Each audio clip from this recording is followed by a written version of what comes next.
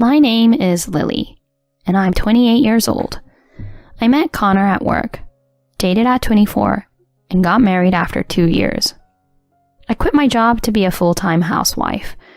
Leaving the workplace that held memories of being with my husband was a bit lonely, but everyone there was kind and warmly bid me farewell, saying, "Come back anytime."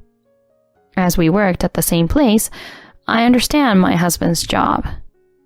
During busy periods, especially with almost daily overtime, it's essential to find ways for my husband to relax when he comes home.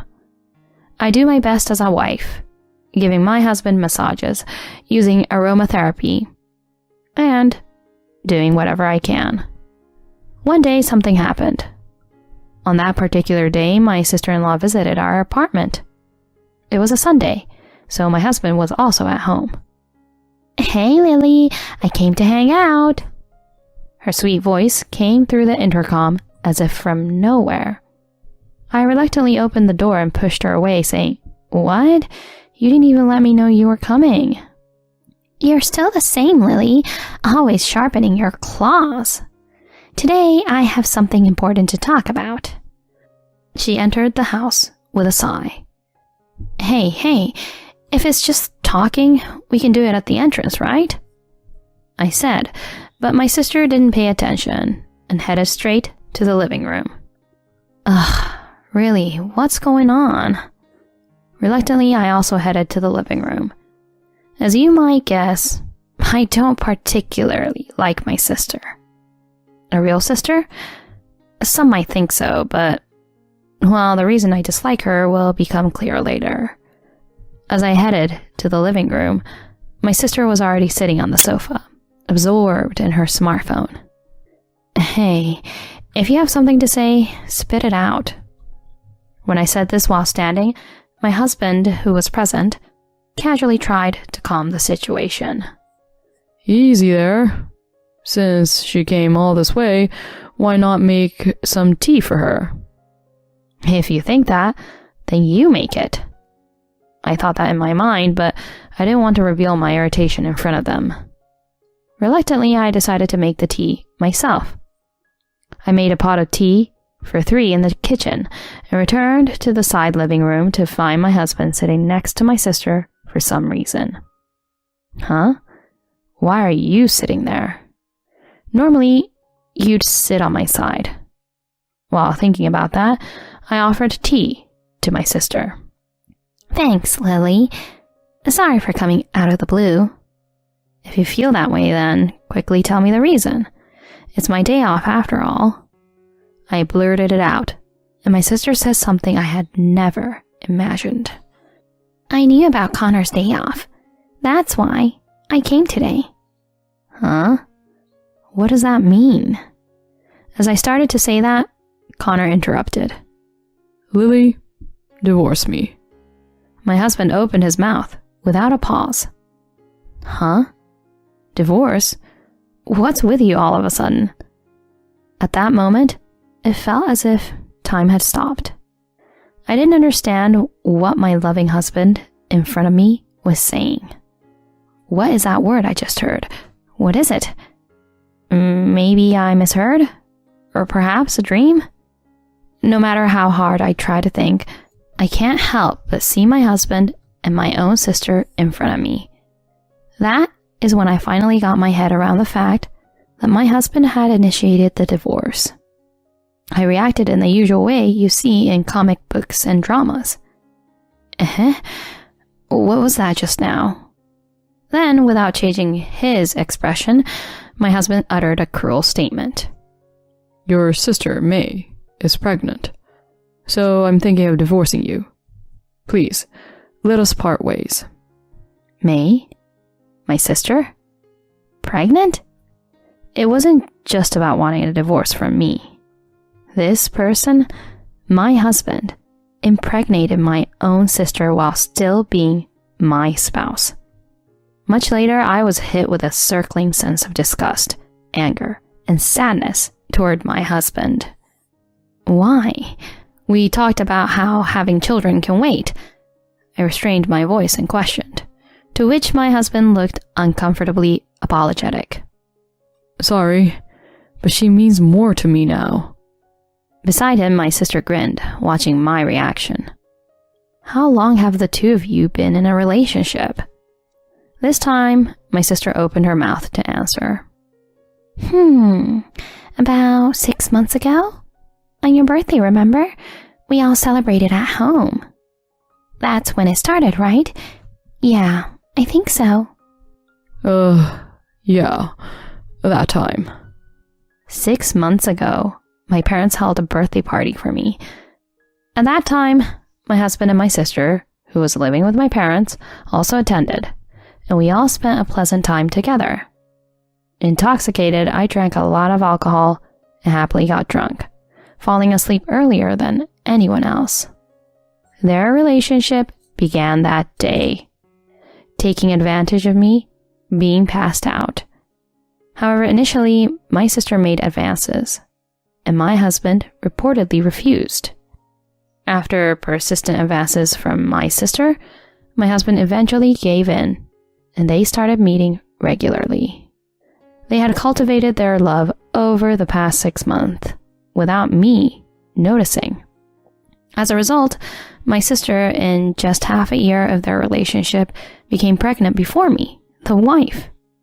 In the end, my husband chose my sister over me. What is this? I don't understand. Why? How? Anger, misery, sadness. Various emotions are jumbled up, making my head even more unable to catch up. However, no matter how much I investigate the details, it won't change the relationship between the two. My sister being pregnant and my husband wanting to divorce me are both independent decisions. Ignoring my inner conflict, my sister laughed at me disdainfully. Her hateful attitude is even more annoying. Well, I feel bad for you too, Lily. But I fell in love with him, so I can't help it. Can't help it? What are you talking about? Expressing my emotions, I raised my voice. Come on, it can't be helped, right? I mean, look at us now. The baby is growing well in my belly. Can't you understand that? I have no idea about that. None of this would have happened if you hadn't been so forward. No, anything more I say will only make myself miserable. No matter how much I blame my sister, it doesn't change the fact that my husband chose her. The fact remains that my sister being pregnant with my husband's child and him accepting that reality prioritized the future with her over me. Once I accepted this, strangely, words to retort to my sister disappeared.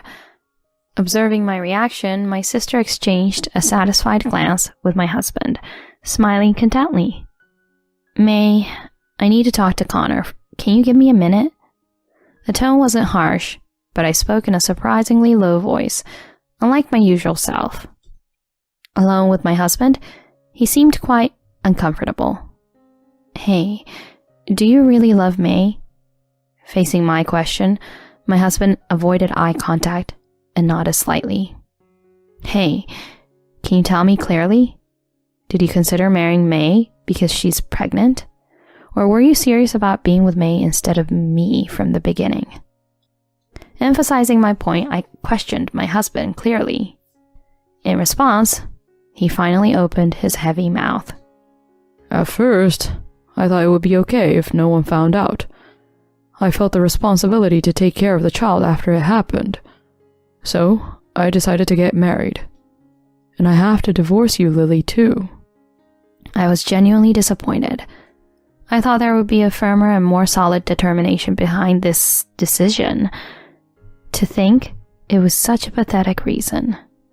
Even for my husband, he really is a worthless man.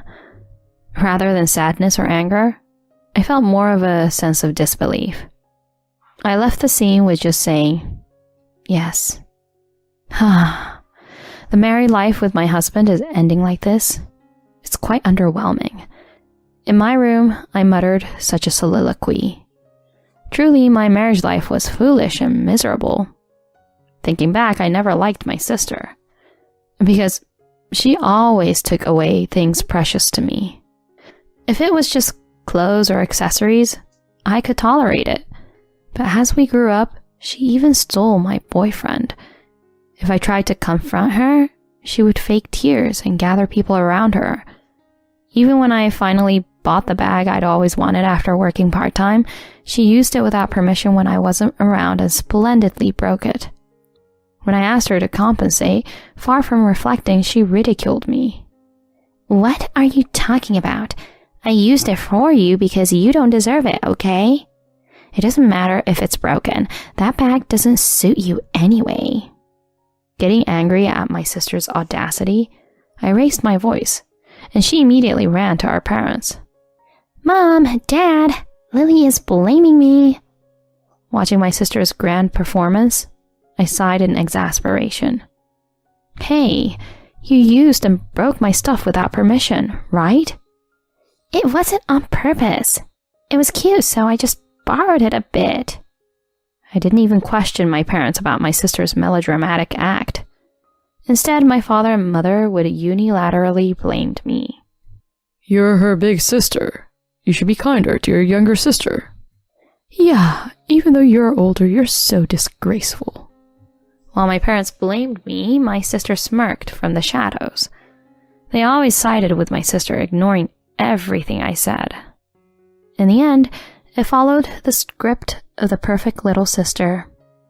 It's like she always orchestrates a situation where I, the older sister, appear to be the villain. While being blamed, I watched my sister, who made herself cry coldly. I've always despised her for that. Since becoming an adult, I've tried to keep my distance from my sister as much as possible. That's why I didn't tell my sister until just before I got married. And yet, I never thought that even my own husband would be taken from me. Surely, she doesn't genuinely love my husband. It's just that, much like in the past, when she stole my boyfriend, she can't stand the fact that I'm leading a happy married life. That's the kind of person my sister is. Shortly after calming my emotions, my sister entered the room. Did you talk with Connor? My sister grinned as usual. I'm sorry, but could you not come in here without permission? Oh well, that's how it is. Is it okay to call it a divorce? This house and Connor are all mine. Lily, you're in the way and this house is already mine, so pack your things and get out. My sister got even closer to my face. There's no way you, Lily, can beat me, idiot. The two-faced attitude from earlier disappeared, and now she had a clearly condescending expression on her face. My sister returned to the living room with a victorious look on her face, satisfied after insulting me to death. At that moment, the red devil within me awakened. Enough is enough. I can't take it anymore. That wicked woman, she's not even my sister. I've endured this far too long, but now I've reached my limit. I won't let things go the way my sister wants. I'll mess up her little happiness. I returned to the living room and declared loudly to my husband and sister, I won't get a divorce. Huh? What are you talking about, Lily? That's right, Lily. What are you saying at this point? In front of me, my husband and sister looked dumbfounded. But I don't care about their reactions now. Are you listening? I'll say it again. I won't get a divorce. Did you think I'd agree to a divorce just because you're having a child? Did you really think I would agree to a quick divorce? I could see surprise in my husband's eyes and a hint of panic in my sister's face. Are you idiots? I won't let things go your way. One vulgar word after another came out, even surprising myself. Oh, what's wrong with you, Lily? Do you understand the situation? I'm pregnant. Pregnant? So what? The agitation in my sister's expression was palpable. That's a bummer. Whether you're pregnant or not, it's none of my business. I won't agree to a divorce, and if you're not satisfied, we can go to court or whatever. Court? Isn't that too extreme? My husband, frightened by the word court, contorted his face. I lashed out at my pale sister. From now on, I'm cutting ties with you. You're no longer a sister to me, but just a cheating partner of my husband. Of course, I'll demand compensation, so be prepared. My sister wore an expression of despair at my declaration of estrangement. It seemed like she had aged decades in an instant. I had never seen such an expression on her face before. It seemed my words had a significant impact. I guess I finally got my revenge for all this. I was strangely filled with contentment. I dragged my slumped sister and opened the door, tossing her personal belongings out the front door. Come on, hurry up and leave. If you linger any longer, I'll call the police. My sister, looking frustrated, hastily gathered her scattered belongings and left. I then turned to my husband. He hung his head with drooping shoulders. Just so you know, I'll be seeking compensation from you two. True to my words, I hired a lawyer and completed various procedures. After dragging out the divorce proceedings, I finally divorced my husband when my sister gave birth. My sister and my ex-husband, however, happily celebrated their union, thinking they could finally be together. Isn't the world tougher than that? Taking advantage of this situation, I returned to my previous job. Of course, I shared all the details about my past with the company.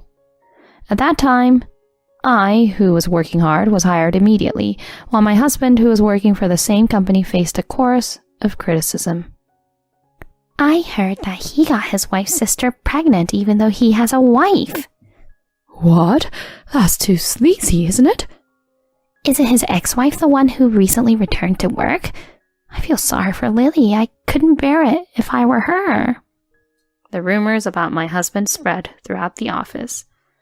Of course, I spread the rumors wherever I went. Feeling uncomfortable at work, my husband voluntarily resigned a month later. Afterward, he and my sister lived in a condo, but due to financial issues, they quickly moved to an apartment. My sister reportedly cried to our parents, saying, "I don't want to lower the quality of my life." However, naturally, at the same time, she exposed everything to our parents. Our parents, who used to always support my sister in the past, were understandably furious this time. They officially cut ties with my sister.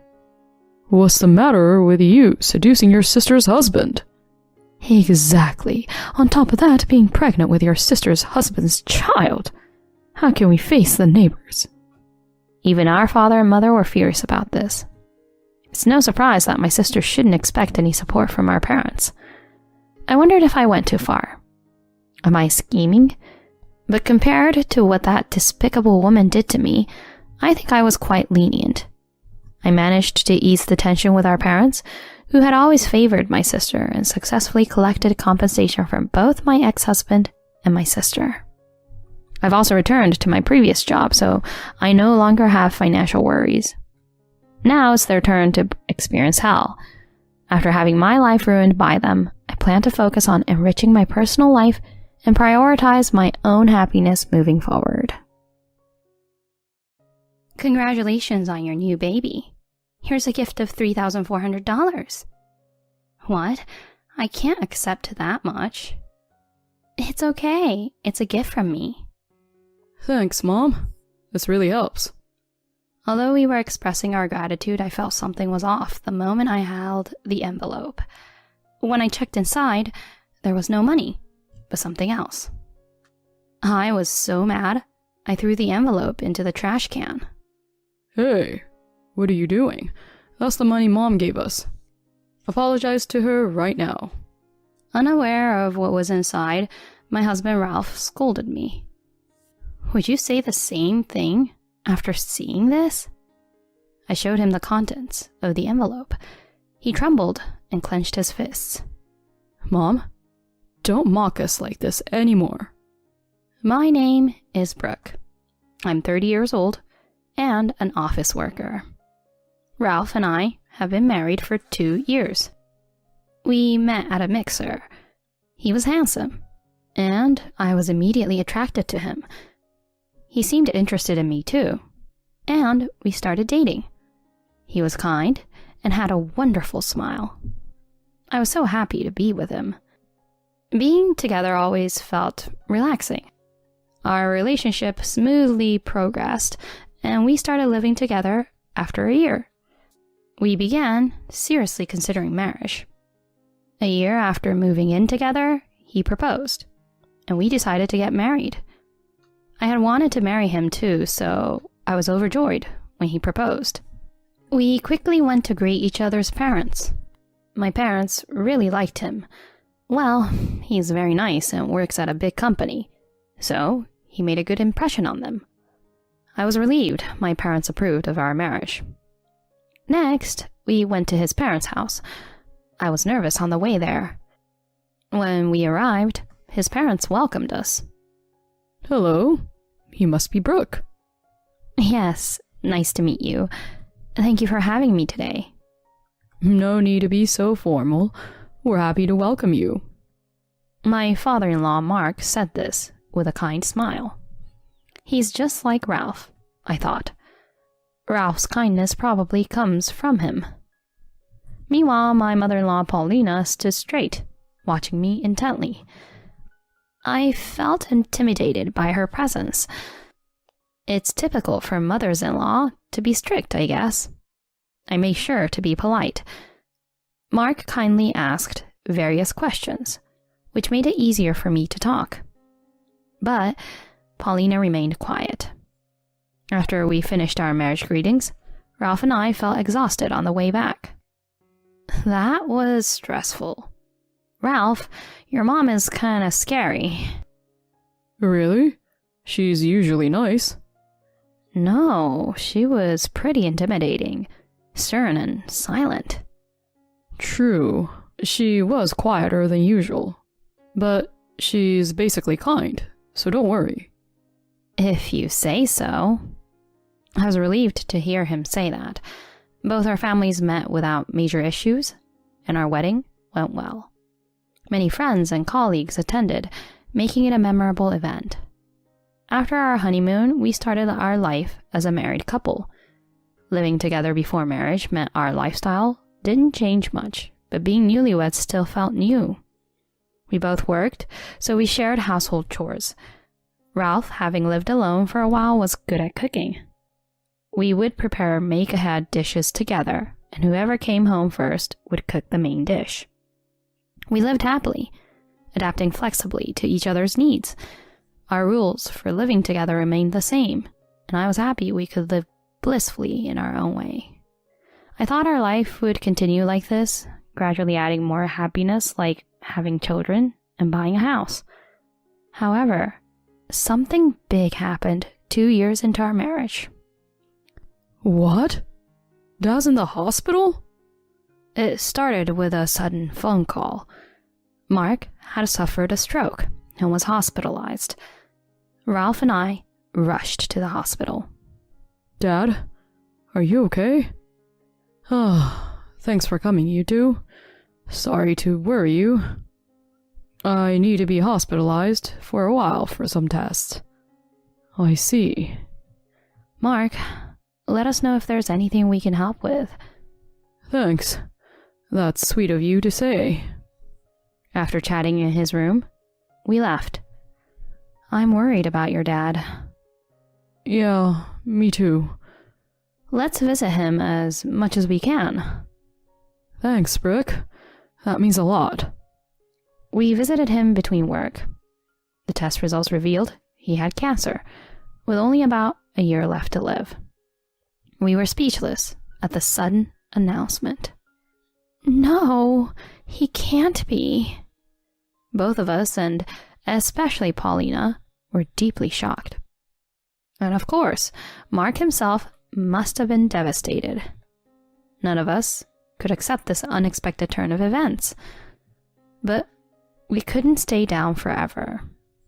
We had to cherish the remaining days with him. My husband and I decided to visit him every chance we got. He always seemed so happy to see us. We had a good time in his hospital room, listening to his stories. But after about 6 months, he reached the end of his life and passed away. We were prepared for it, but losing a loved one is still incredibly painful. We couldn't hold back our tears. We managed to arrange the funeral, but we cried throughout the ceremony. Mark was a well-respected man, and many people attended his funeral to pay their respects. Everyone was crying. I don't think anyone was there out of obligation. After the funeral, we were able to send him off properly. Gradually, my husband and I started to regain our strength and return to normal life. One day, Paulina contacted my husband. She wanted to talk and asked us to make time for her. So, on our day off, we went to her house. Mom, what's going on? Thank you for coming. I have a little favor to ask. Since your father passed away, I've been living alone, right? But I feel so anxious. What if I fall ill here and die without anyone noticing? And the loneliness of being alone. So I was thinking, Ralph, could you move in and live together? Live together? To our surprise, she wanted to move in with us. Both my husband and I were taken aback by the sudden suggestion. She seemed very distressed. We asked for some time to think about it and discussed it when we got home. Your mom seemed really desperate, didn't she? Yeah, she did. I'm okay with us moving in with her. Really? Yeah, it's close enough to work, and seeing how anxious and lonely she is, I can't help but worry. Thanks, Brooke. Mom will definitely be happy. Then, he contacted her to agree to us moving in. She seemed very pleased, which made me happy too. We then canceled our apartment lease and moved into her house. Mom, looking forward to living with you. Me too, sweetheart. At first, living together went relatively well. Having lost her husband, she seemed happy just to have people around. So she was initially kind to me. Thank you, Brooke, for helping with the household chores. It's really helpful to have you here. Not at all. I'm happy to be of help. She would express her gratitude to me like that. But about 3 months after we started living together, her attitude began to change. Hey, Brooke, when are you going to quit your job? What? I don't plan to quit my job. What? A wife should be at home supporting her husband. It's ridiculous for you to keep working. Have some shame. But I was shaken by this sudden change in her behavior. As she regained her strength, she started treating me terribly. A woman obsessed with her job. Not sure about that. Don't you realize that by not being a housewife, you're increasing my burden? I'm sorry. I appreciate that you take the initiative with the household chores. All I could do was apologize, but her harsh treatment continued. When will I see my grandchild? Are you not having kids because you're working? That's something my husband and I are discussing. She was right. We've been saying we want to focus on our careers for now. See, it's people like you who contribute to the declining birth rate. You should be pumping out babies left and right. Why does she have to say it like that? It seemed like she just wanted to blame me, and nothing I said mattered. She always picked times when my husband wasn't around to harass me. She was really mean, and I started to despise her. My husband was increasingly busy with work trips and overtime, so we rarely had time to talk. My mother-in-law took advantage of this and spread rumors about me to the relatives, who believed her since they had known her longer. The relatives sided with her, and they would say things like, "You shouldn't give your mother-in-law such a hard time. Is it that young people today are so self-centered?" Paulina appeared delighted to have everyone on her side. I'm so glad you all support me. I just wish she'd realize her duties as a wife. I found these gatherings unbearable. Another source of distress was my sister-in-law, Maribel. She lived alone and worked as a freelancer, only showing up at family gatherings. She avoided coming home when Ralph was around, as they weren't close. She joined her mother in bullying me. She's so delusional, still not quitting her job even though Mom told her to. She's the worst. How selfish can she be? I thought it was odd that Maribel at 28 was still freelancing and not settling down, but I had no allies here. All I could do was endure it. During this time, I suddenly fell ill and went to the hospital. I found out I was pregnant. We're pregnant? That's awesome. Ralph was thrilled to hear the news. I'll work even harder. Let's build a happy family. Yes, let's do that. Even though living with my mother-in-law might be challenging, she seemed happy about my pregnancy. It's about time. But good job. Thank you. I thought maybe she'd be kinder to me now, but I was naive to think that. Hey, Brooke, why are you just lounging around when you're not working? I'm sorry. I've been feeling really sick with morning sickness. Not my problem. Just do the housework, laundry, cleaning, and make lunch too. She was harsh, not caring about my condition, but I had to protect my baby and myself, so I didn't do the housework as she demanded, though I did what I could within my limits. She was furious with my attitude and kept berating me. I decided to talk to my husband about going back to my parents' house for the birth. He respected my decision, saying it was best if I thought so. Paulina opposed, but I insisted and went back to my parents' house for the birth. Life there was truly comfortable, and I realized how much stress I had been under from my mother-in-law. Months passed, and I gave birth to a healthy baby girl. Ralph was so moved. He cried with joy. Holding my daughter, I felt emotional and excited about our future life together. However, I felt uneasy when I heard Paulina muttering, "A girl, huh?" After a few days in the hospital, I returned to Paulina's house. My husband took a day off to pick me up. When we arrived, my smiling mother-in-law approached me and said, "Congratulations on your new baby." "Thank you." "Here's a gift of $3,400. She handed me an envelope. "What? I can't accept that much." We were shocked. Even if it was a gift, we couldn't accept that much. Ralph also declined, but she insisted. "It's okay. It's a gift from me." I felt compelled to accept. Thanks, Mom. This really helps. Thank you so much, Paulina. As we were expressing our gratitude, I felt something was off with the envelope when I held it in my hand.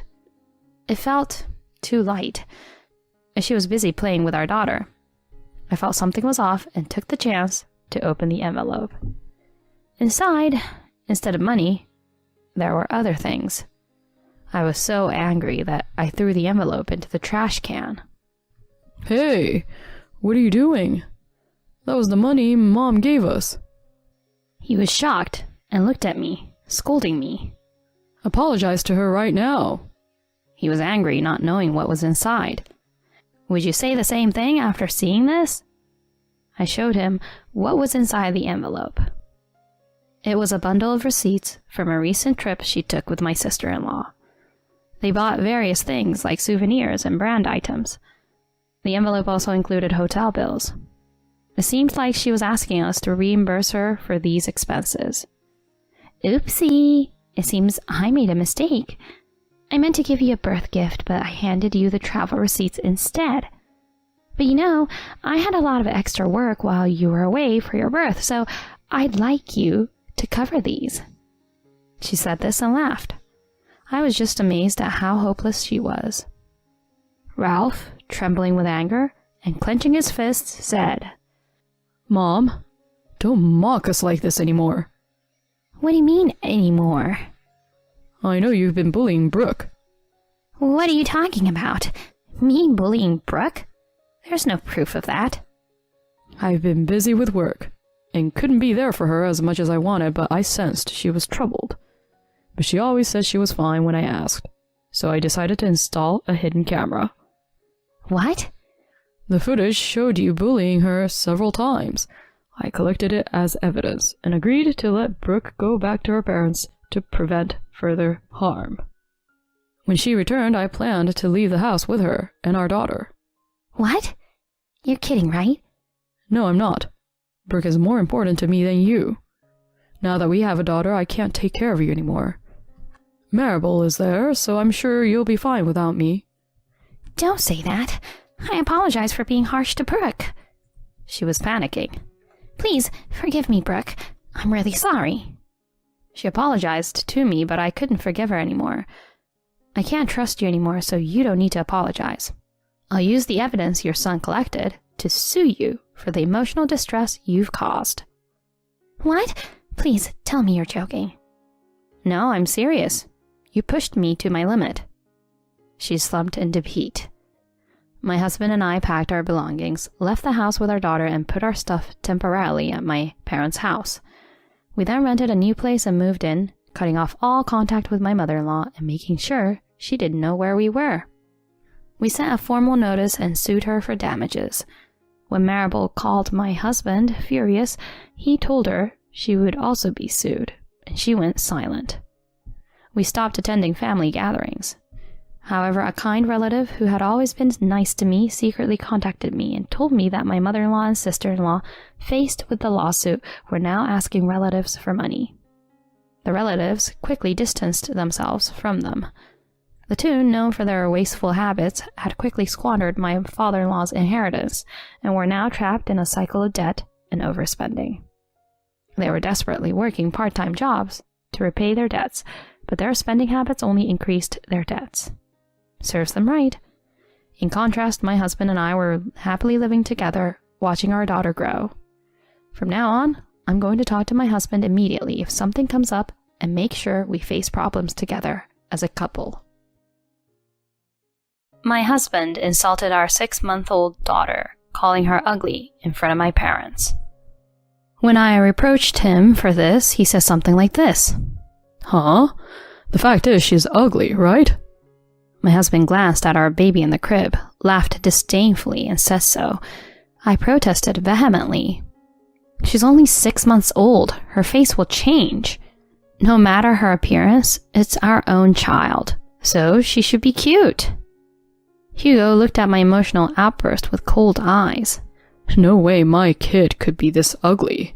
I really wanted her to become a baby model. With this face, modeling is impossible. Truly disappointing." "Huh? Is this really my child?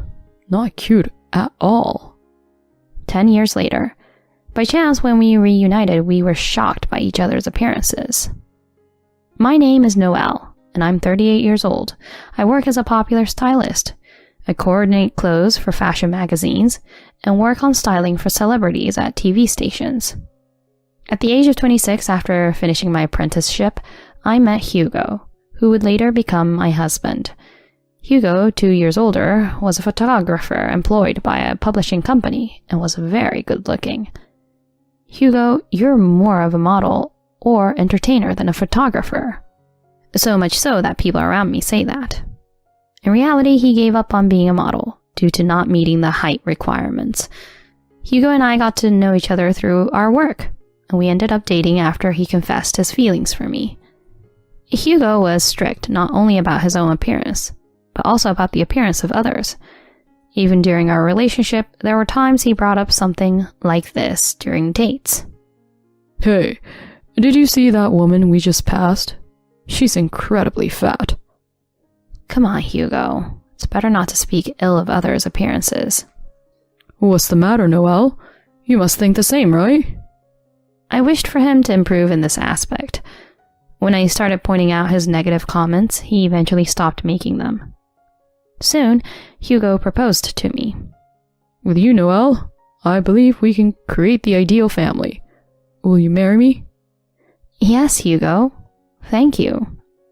I accepted the proposal, greeted each other as parents, and had a wedding ceremony. A year after marriage, I became pregnant. When I shared the news with Hugo, he jumped with joy. Noelle, you did great. Surely if it's a boy, he'll be handsome, and if it's a girl, she'll be a beautiful child.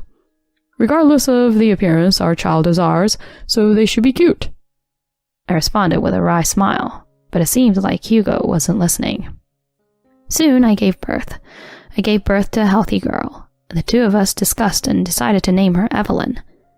The day after giving birth, my husband came to the hospital room and peered at Evelyn's face. Is this really my child?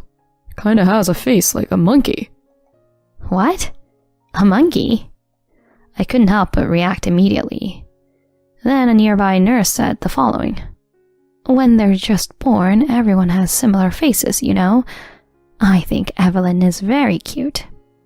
Upon hearing that, Hugo seemed to nod in agreement. Yeah, that's right. There's no way my daughter could be ugly. Come on, just stop it already. I was exasperated by my husband's attitude. Afterward, I was discharged, and life with our family of 3 began. However, Hugo didn't help with household chores or childcare at all. He would go out, claiming it was for work, but he didn't earn much, often returning after drinking somewhere. He never even tried giving milk to Evelyn or attempting to hold her. What's even more infuriating is that he would complain about my appearance while I was busy with childcare and housework. Hey, Noelle, aren't you getting fat? And you're not even wearing makeup. It's postpartum. My body shape is going to change. Besides, I don't have time for makeup. Still, you're a woman. If you're my wife, keep your appearance perfect. As Hugo continued with such comments, my frustration with him grew. One day when Evelyn turned 6 months old, my parents came from afar to visit. Is Evelyn doing well? It's Grandma here. Look, Grandpa brought a new toy. I wonder if she'll like it. Speaking to Evelyn with affectionate tones, my parents interacted with her, and my daughter giggled happily. Her face has become quite defined. Is Evelyn taking after Hugo? Just as my father said this, Hugo immediately twisted his face. Evelyn taking after me? Come on, please stop it, Dad. Huh? I mean, look at her. She doesn't resemble me at all.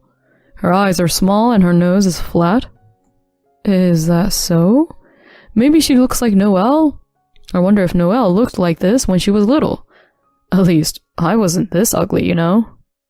Hugo says proudly, leaving my parents in shock. I was alone, clenching my fists. To call your own daughter ugly. After my parents hurriedly left, I confronted Hugo. What do you think you're doing? Calling Evelyn ugly in front of our parents? Huh? It's a fact that she's ugly. Hugo glances at Evelyn sleeping in the crib, chuckling disdainfully. I protested vehemently against him. She's only 6 months old. Her face will change. No matter her appearance, it's our own child, so she should be cute. Hugo looked at my emotional outburst with cold eyes. No way my child could be this ugly. I really wanted her to become a baby model. With this face, modeling is out of the question. I'm really disappointed. What? I mean, is she really my child? She's not cute at all. The moment I heard those words, I reached my limit. Not doing housework or childcare is one thing, but criticizing our child's appearance and even doubting if she's really his own? I don't need a husband like him anymore, and Evelyn is better off without a father like this. I quietly stood up and took out the divorce agreement from the living room cabinet. I can't take it anymore. Please, divorce me. With an emotionless expression, I thrust the divorce agreement at Hugo. He seemed momentarily surprised. Then in the next moment, he showed a smile. I did it. You're the one asking for a divorce. Huh? I didn't want a wife who gave me such an ugly daughter either. It's a relief that you're the one bringing up the divorce. With that, he confidently signed it and handed it back to me. As he handed it back, Hugo said, Now, we're complete strangers. I'll remarry someone more beautiful and have a cuter child. You guys can live miserably for all I care. Is that all you have to say? Yeah, that's right. I don't make much money, so I won't pay child support either. Well, good luck after I leave. Hugo packed his things and left the house in high spirits. He didn't even bother to touch Evelyn at the end. I held my daughter and cried alone. In the end, that became the last day I saw Hugo. Afterward, I enrolled Evelyn in daycare and returned to work. With the help of my retired parents who moved nearby, I managed to balance parenting and work. Evelyn grew up healthy, without major illnesses. 6 years after divorcing Hugo, a significant change came into my life. A man I met on the job, Fred, asked me to go out with him. Fred is successful in his career, has a high social standing, and has never been married. Noelle, would you consider dating me with the intention of getting married? With a serious expression, Fred asked me this, and I answered with a bit of confusion. Fred, your feelings makes me happy, but you know I'm a single mother, right? Fred responded gently. Will you let me be your daughter's father? Huh? I care about you. I promise to cherish your precious daughter as well. Fred, thank you. That evening, I told Evelyn, now a grown-up first grader. Hey, Evelyn, what do you think if Mom said she wanted to remarry? Does that mean I will have a daddy? Squinting her eyes in thought, Evelyn seemed to be waiting for my next words. That's good. I want to meet him too. He's Mom's boyfriend, right? She said with a smile, and I felt relieved. The next weekend, I decided to introduce Evelyn to Fred. Although Evelyn was nervous at first, she quickly warmed up to Fred's kind personality. After several dates involving Evelyn, about a year passed, and Fred formally proposed to me. Even Evelyn said, I want to live with Dad. And I happily accepted. Eventually, Fred, Evelyn, and I started living together. Life with Fred was pure happiness. Despite his busy job, he took the lead in household chores and often took Evelyn out to play. Evelyn loved her dad very much. And it seemed like she shared things with Fred that she wouldn't tell me. Before I knew it, 10 years had passed since I separated from Hugo. Then one day, I was at a studio for a photo shoot. There I noticed a man doing equipment handling whom I recognized. As I sent my gaze in his direction, he also noticed and stared at me with a gaping mouth. Noelle? It was Hugo. However, his appearance had changed drastically. The once called model or celebrity in his youth had now become significantly overweight, with thinning hair, bearing no resemblance to his former self. In shock, I couldn't say anything, and Hugo continued. Why are you here, Noelle? Are you the stylist for today's junior clothing shoot? As I faced Hugo, my daughter ran over. Mom, what are you doing? Seeing 10-year-old Evelyn, Hugo, holding equipment in his hand, dropped it in surprise. Could it be? You're Evelyn? It was understandable for Hugo to be surprised. Evelyn had grown into a beautiful girl, unimaginable from her baby days. Distinctive, round, large eyes, a straight nose, a small face, and long limbs. My own daughter seemed like a doll. I'm Evelyn. I'll be modeling for today. And who is this uncle? Evelyn said while hiding behind me and giving a cautious look. Model? Seeing Hugo's eyes widen, I sighed and explained. Evelyn is currently a junior model. Didn't you know? She's the most popular one right now. Alternating between my face and Evelyn's, Hugo was left speechless. To him, I quietly said, Are you still working as a photographer? Well, I haven't been doing much as a photographer. Today I'm assisting a friend who's a professional photographer. Hugo mumbled, evasively.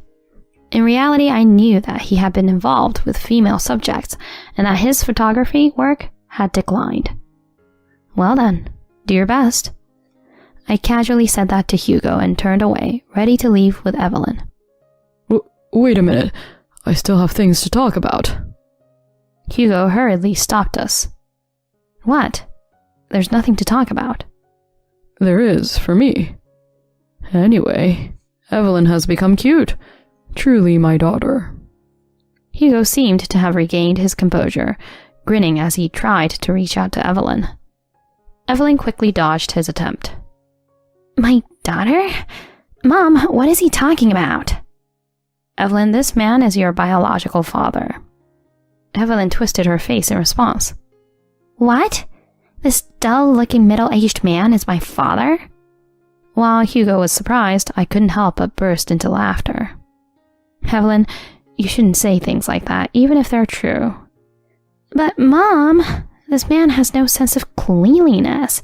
He's fat, and his hair is thin. Looking back and forth between Hugo and me, Evelyn delivered her judgment, causing me to clear my throat. He didn't even bother to contact us for the past 10 years. The connection is long gone. Let's go, Evelyn. Just as I was about to leave again, Hugo grabbed my arm. Hey, let go. Noelle, let's start over. Huh? Looking at Hugo, I noticed tears in his eyes. Since I parted with you, Noelle, I've been eating out a lot, and I ended up like this. I realized I can't live without you. That's your own responsibility, isn't it? Why now? Besides, Evelyn has become a beauty just like me. A popular stylist for a wife, a beautiful daughter who's a model. It's my ideal. Let's start over, okay? I sighed deeply. How absurd. Who was it that said he wanted to marry someone more beautiful and have cute children? Ugh. Hugo, confronted with his past words, looked defeated. With this appearance, he wouldn't attract women, as he did in his youth. Don't say that. We're a family, right? Come here, Evelyn. I'm your real dad. Evelyn looked anxious. As I tried to shake off Hugo's hand, a voice echoed across the floor. Do you have any business with my wife and daughter? Turning around, there stood my current husband, Fred. Seeing him, Hugo stared with wide eyes. Actually, Fred's height is 6'3". A former model, he also has a fairly handsome appearance. Wife? And daughter? Noelle, did you remarry? I shook off Hugo's hand and told him. Yes. Did you think I spent the last 10 years crying over you? You traitor! What? You have no right to say that to me. At that moment, a professional photographer who had hired Hugo passed by. Hey, Hugo. What are you doing? The equipment hasn't been moved yet. Wait, is that the president? Why are you here? Huh? Hugo looked confused. The cameraman lowered his head to Fred, who was the president. Then Fred smilingly said, Today is a special day. My daughter is wearing clothes for my brand for a photo shoot. I wanted to show my face. Please take good care of the shoot. The cameraman hastily went into preparations for the shoot. President? Could it be that the brand being photographed today is... Fred smiled in response to Hugo's question. Yes, it's a brand from my company. Is there a problem? Hugo suddenly found himself at a loss for words. You married the president of such a famous brand? Yes, my current husband is perfect. You can't compete with him in any way. Saying this, I leaned towards my husband. Evelyn also clung to Fred's arm, glaring at Hugo. My dad is only this person. Go away, mister. Perhaps pushed by Evelyn's words, Hugo collapsed on his knees on the spot. After that, the photographer, having learned the situation, kicked Hugo out of the studio and terminated his employment contract. Of course, there was no way for Hugo to return to his job as a photographer. With no more equipment carrying work, he now lives in a rundown apartment and does manual labor. Even after that, Hugo contacted me a few times, expressing a desire to meet. But Fred warned him. If you persist, I'll call the police. After that warning, he fell silent. I feel no emotions towards Hugo, who is likely leading a miserable life somewhere. I can only hope that he'll do his best. On the other hand, I continue to lead a happy life with Fred and Evelyn. Our relationship as a couple is good. Work is going smoothly, and Evelyn is flourishing as a popular model. I look forward to continuing to live peacefully with my beloved husband and daughter in the future. If I were to leave you, you'd be in trouble, right? What? If we get divorced, you'll just end up on the street. You parasite. My husband flicks divorce papers in front of me and threatens me as usual. You can't live without me. That's what he thinks. It's true that I'm a housewife and don't have the financial resources to support myself, but that's just for now. My husband looks down on me triumphantly. The confidence he gained from manipulating me as he pleased over the years is evident on his face. But wait, that won't be the case forever. I won't let you have your way. Understand? My name is Wendy Summer, and I'm 29 years old. I spend monotonous days as a housewife. I became the wife of the person I love 2 years ago. Thomas, my husband, was my senior at work, and he was in charge of my training.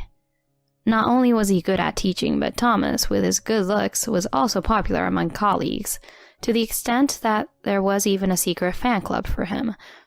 I wasn't a member of the fan club, but I too secretly admired him. I never intended to confess my feelings. That's what I thought, but one day he conveyed that he had feelings for me. At the sudden revelation, I couldn't speak well at the time. He called me cute and smiled kindly at me. That became the starting point, and our relationship developed, culminating in a smooth proposal after a year of dating. Family introductions, purchasing wedding rings, reserving the venue for the ceremony. While wrapping up work tasks at the office, I got deeply involved in planning for the wedding. Following my husband's wishes, it was decided that I would become a housewife after marriage. I was on cloud 9. On that day, when many people blessed us, I thought I was the happiest person in the world.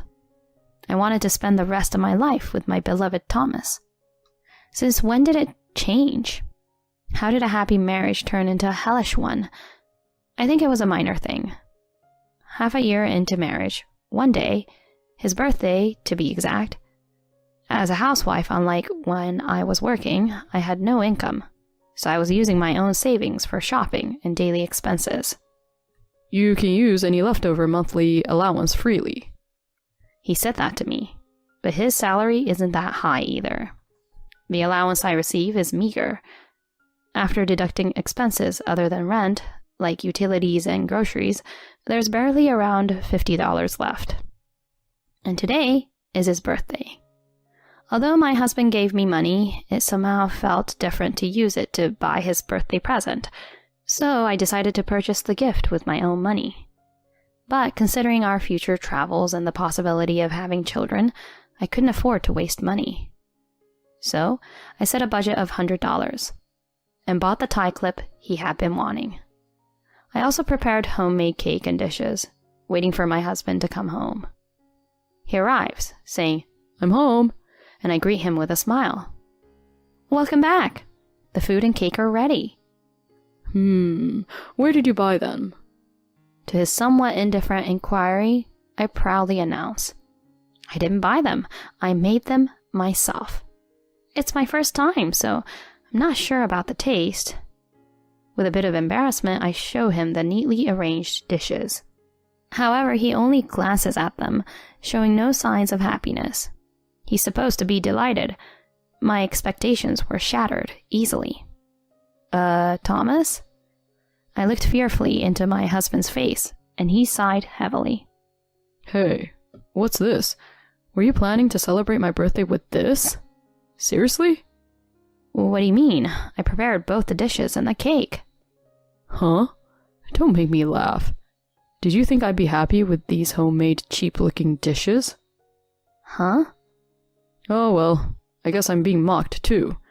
For my birthday, I was hoping for gourmet delicacies from a high-end store or cake from a popular bakery. Or maybe I expected you to take me to a fancy restaurant. Something like that. I'm sorry. The reaction I received was the opposite of what I expected, and my heart started pounding intensely. As if flaunting it in front of me, he reached for my present and roughly tore open the wrapping paper. What's this? A tie clip? Well, Thomas, you mentioned wanting it before, right? Did I say that? I don't remember. Huh? And this place isn't even that expensive. Don't you think it's rude to give me something like this as a gift? My husband tossed the tie clip onto the sofa with a mocking expression on his face. Without touching the prepared food, he headed towards the bathroom. From the dressing room, his humming could be heard. Despite just having said unkind words to his wife, how could he still sing happily? But beyond anger towards my husband, a feeling of profound sadness overwhelmed me. I thought my homemade dishes and the tie clip would surely make my husband happy. If he were the kind person I believed him to be, he would have said, "Thank you for any gift." That's what I thought, but reality was crueler than I had imagined. Thinking back, there were many instances where I felt uneasy since getting married. If there was dust in the room, I was told to clean it thoroughly, and even about my cooking, he said, "The taste doesn't suit me." Despite all this, I have been convincing myself for the past 6 months. I thought that being able to marry the person everyone admired made me a fortunate person. However, it seems that wasn't the case. Maybe my husband doesn't love me. Perhaps he chose me as a wife, simply because I was the most convenient. Maybe he chose me because I'm someone who will obediently go along with anything. That's what I started to believe. It seems my assumption was correct, because since that day, I've been oppressed by my husband every day. Whenever I did something he didn't like, he always said the same thing. Why can't you even do such a basic thing? I'm sorry. Don't just think that apologizing is enough, you piece of trash. Is it okay? I'll divorce you. Please, stop. Don't talk about divorce so easily. Huh? Yeah, that's right. After all, if I divorce you, you won't have a face to show to anyone, right? After all, I'm the most popular guy in the company. In that sense, I've managed to get you. In that sense? You get it, right? As a full-time housewife, if you get divorced, you'll have nowhere to go, right? Right now, you're just unemployed. I didn't wish for you to become a full-time housewife. Normally, who'd just go along with that? You who obediently follows every silly request are the fool here. My husband laughed and threw the completed divorce papers at me. He threatens me with divorce papers at every turn. How many times has he presented these divorce papers now? I could just throw them away, but deep down, I find it hard to discard them, perhaps because a part of me wishes for a divorce. However, the reality is, as much as he threatens, I can't bring myself to initiate a divorce. For the past few months, I've been doing remote work with his permission, but I can only work within the household, so the income and savings are not substantial. Am I doomed to live as his subordinate? Do I have no choice but to continue as a housewife, forever living in fear of him? Faced with such a harsh reality, I found myself giving up on something within me. Then one day, something happened. A client I usually work with remotely contacted me, expressing interest in hiring me as a regular employee. To secure a safety net for the future in case something happens, I decided to negotiate with my husband, against all odds. "Hey, Thomas, there's something I'd like to talk to you about." I cautiously approached my husband, who had just returned home from a drinking party. However, he seemed quite drunk, shouting, "Shut up," as he threw off his suit and collapsed onto the sofa, falling asleep. I sighed and picked up his discarded suit. Then his phone slipped out of his pants pocket. Uh-oh, what's this? The screen showed messages from someone named Rachel. The content was too intimate for mere acquaintances. "Thanks for today, it was so much fun. I want to visit your apartment, Thomas, but your wife is in the way. You'll be breaking up soon, right? I'll be waiting since I'm a good girl." After reading the messages, I performed fingerprint authentication on my husband's phone, careful not to wake him. The lock was quickly released, and I checked the contents. It was filled with evidence of Thomas's affair, from messages with Rachel to photos from their dates. Unbelievable. After acting so high and mighty he's cheating? I can't forgive this. What does he think of me? I selected the most incriminating evidence and transferred it to my phone. After finishing the tasks, I woke up my husband, who was sleeping on the sofa. "Wake up. Hey, wake up." My yelling startled him awake. "What is it?" he said bluntly, rubbing his eyes. "What is it? Won't cut it. Don't you have anything to say to me?" "Huh? What are you talking about?" "Don't play dumb. I know that you're cheating." "Huh? So that's what this is about?" "That's not what I..." My husband pulled out the divorce papers as usual and casually waved them in front of me. "If I decide to leave, it'll be tough for you, right?" "What?" "If we get divorced, you'll just end up on the streets, won't you? You parasite." He threw the divorce papers and they hit my face. That moment, the wave of patience I had barely contained surged like a tsunami. Oh, I can't take it anymore. Living life as this man's puppet is just impossible. Perhaps satisfied with berating me, he again sprawled on the sofa and started snoring. During that time, I packed my belongings and left the house without anyone holding me back. I headed to my parents' place, explaining the situation, and decided to stay there for a while. Upon learning about my husband's true nature, my parents were furious.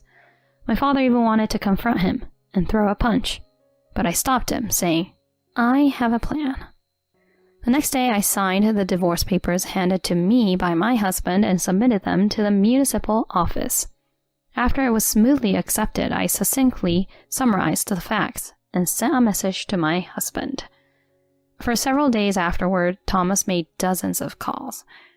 "You're doing whatever you want. I won't forgive you. You're a parasite who can't live without me." Messages like these that I wanted to avoid flooded in. Of course, I ignored them all. Yes, and everything was part of a revenge plan that I had carefully crafted. I might even marry someone else right away, but not now. Even if I'm not around, he'll continue his affair without a care in the world.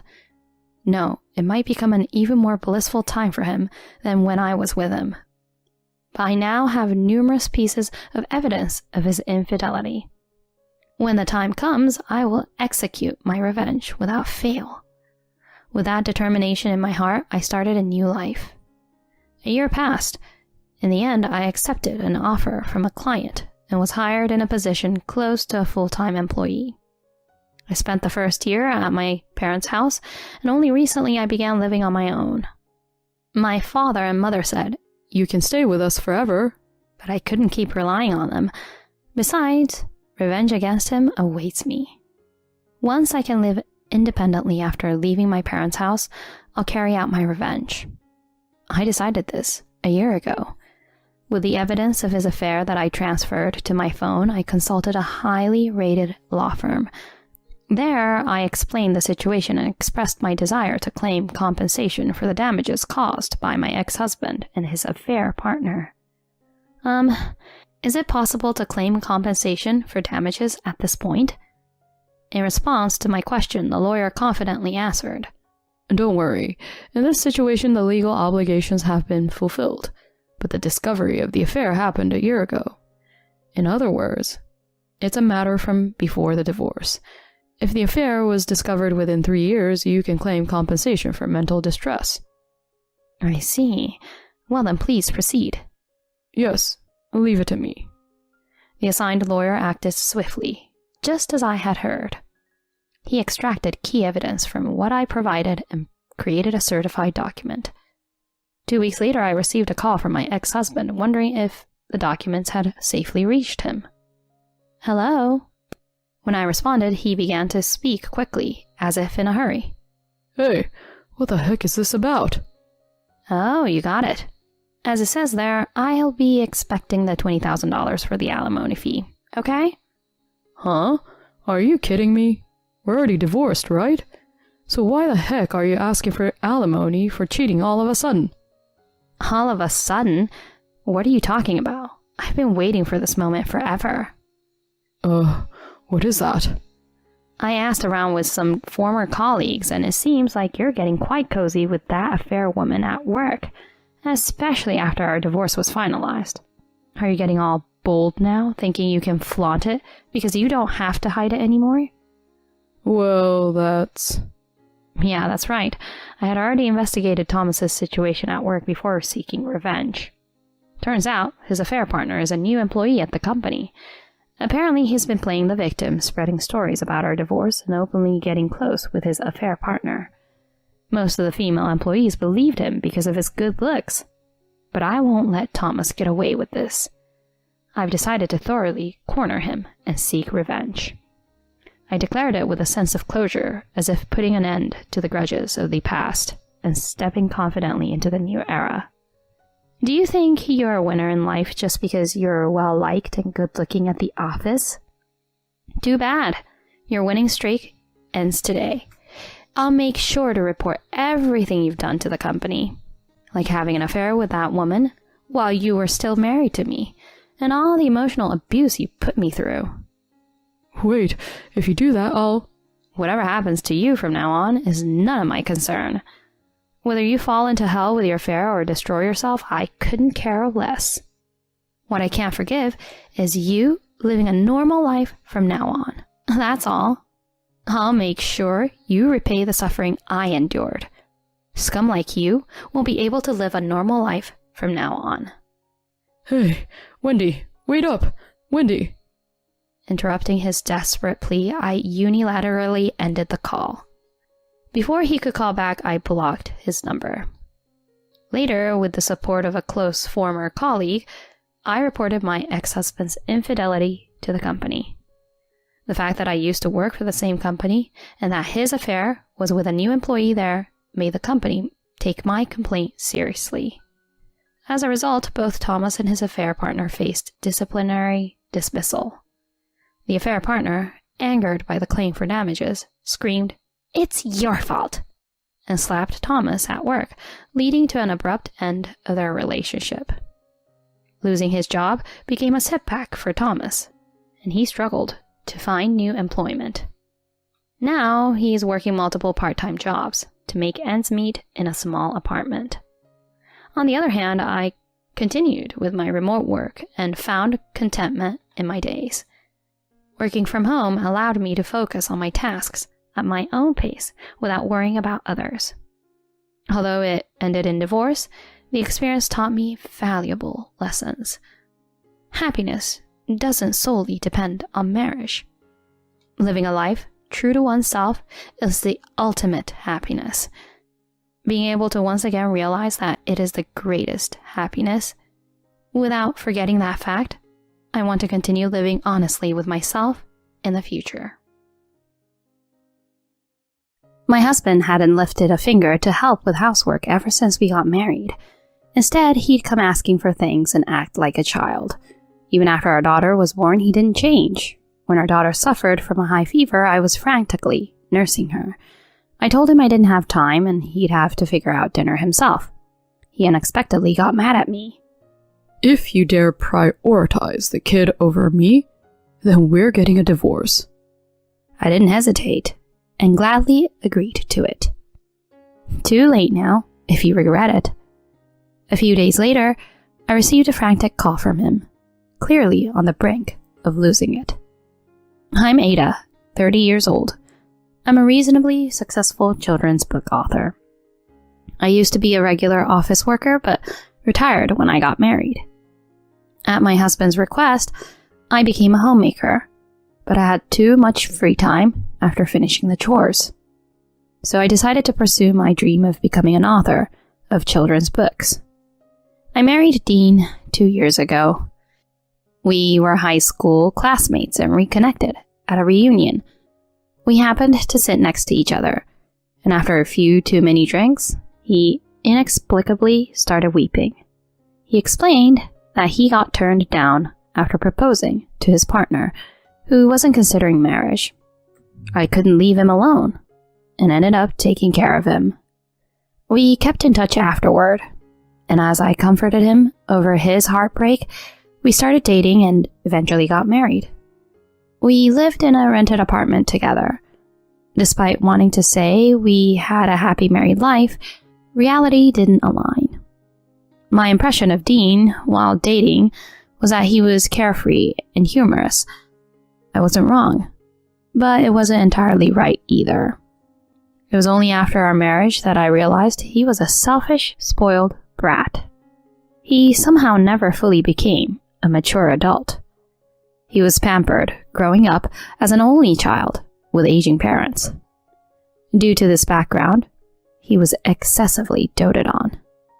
I began to realize this after we started living together. First off, he was very picky about food.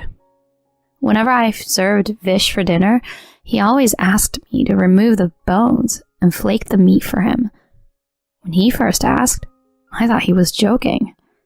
I never thought someone in their late 20s would seriously ask for such a thing. Since then, I always prepared the fish as he preferred.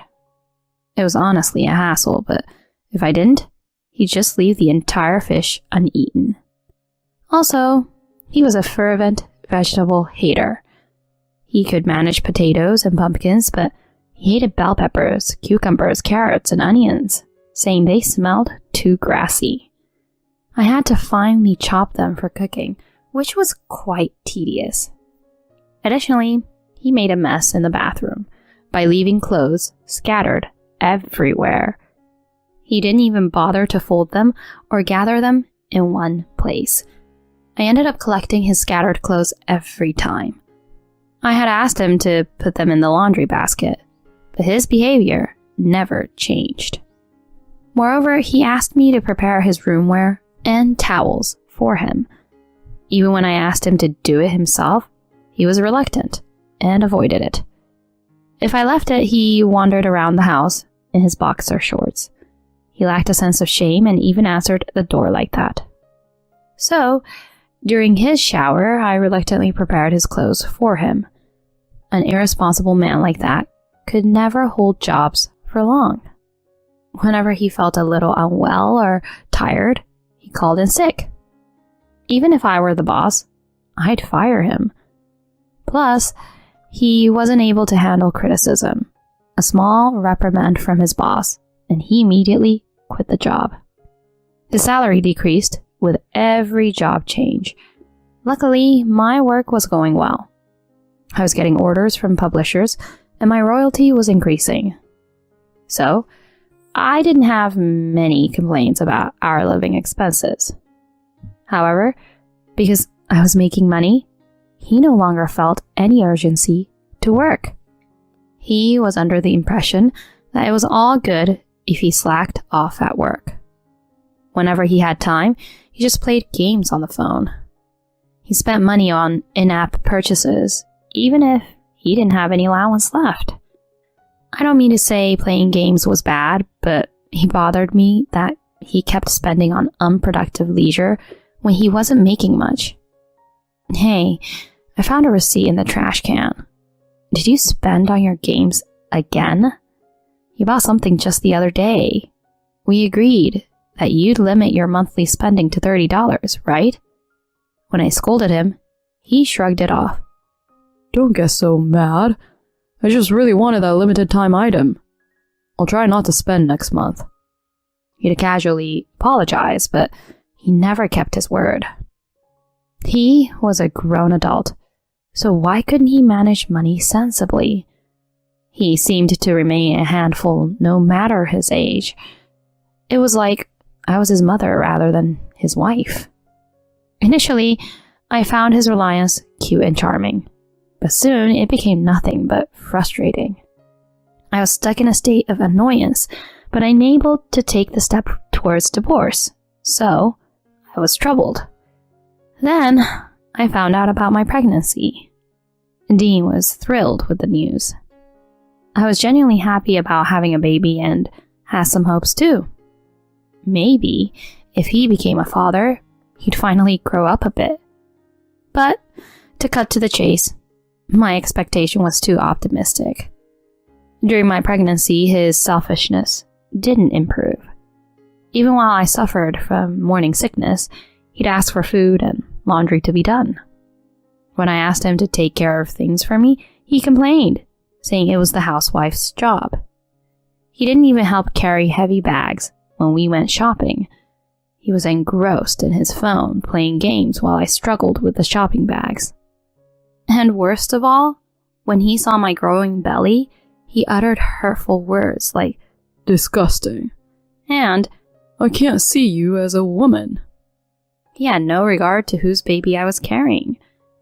Despite being a father-to-be, his indifferent attitude made me lose my affection for him rapidly.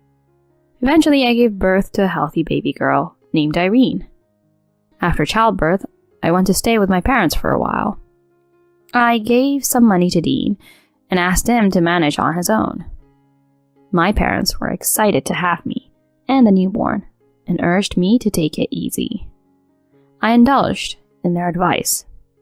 But just 2 days later, I got a message from Dean asking me to cook for him. Turns out, he had blown all the money I gave him on in-game purchases. I was truly astounded by that, so I told him to figure it out himself. To everyone's surprise, he started coming to my parents' house every day to eat. He chowed down without restraint and didn't even bother to clean up after the dishes, let alone show appreciation to my parents. My parents were giving him the side eye despite him being my husband.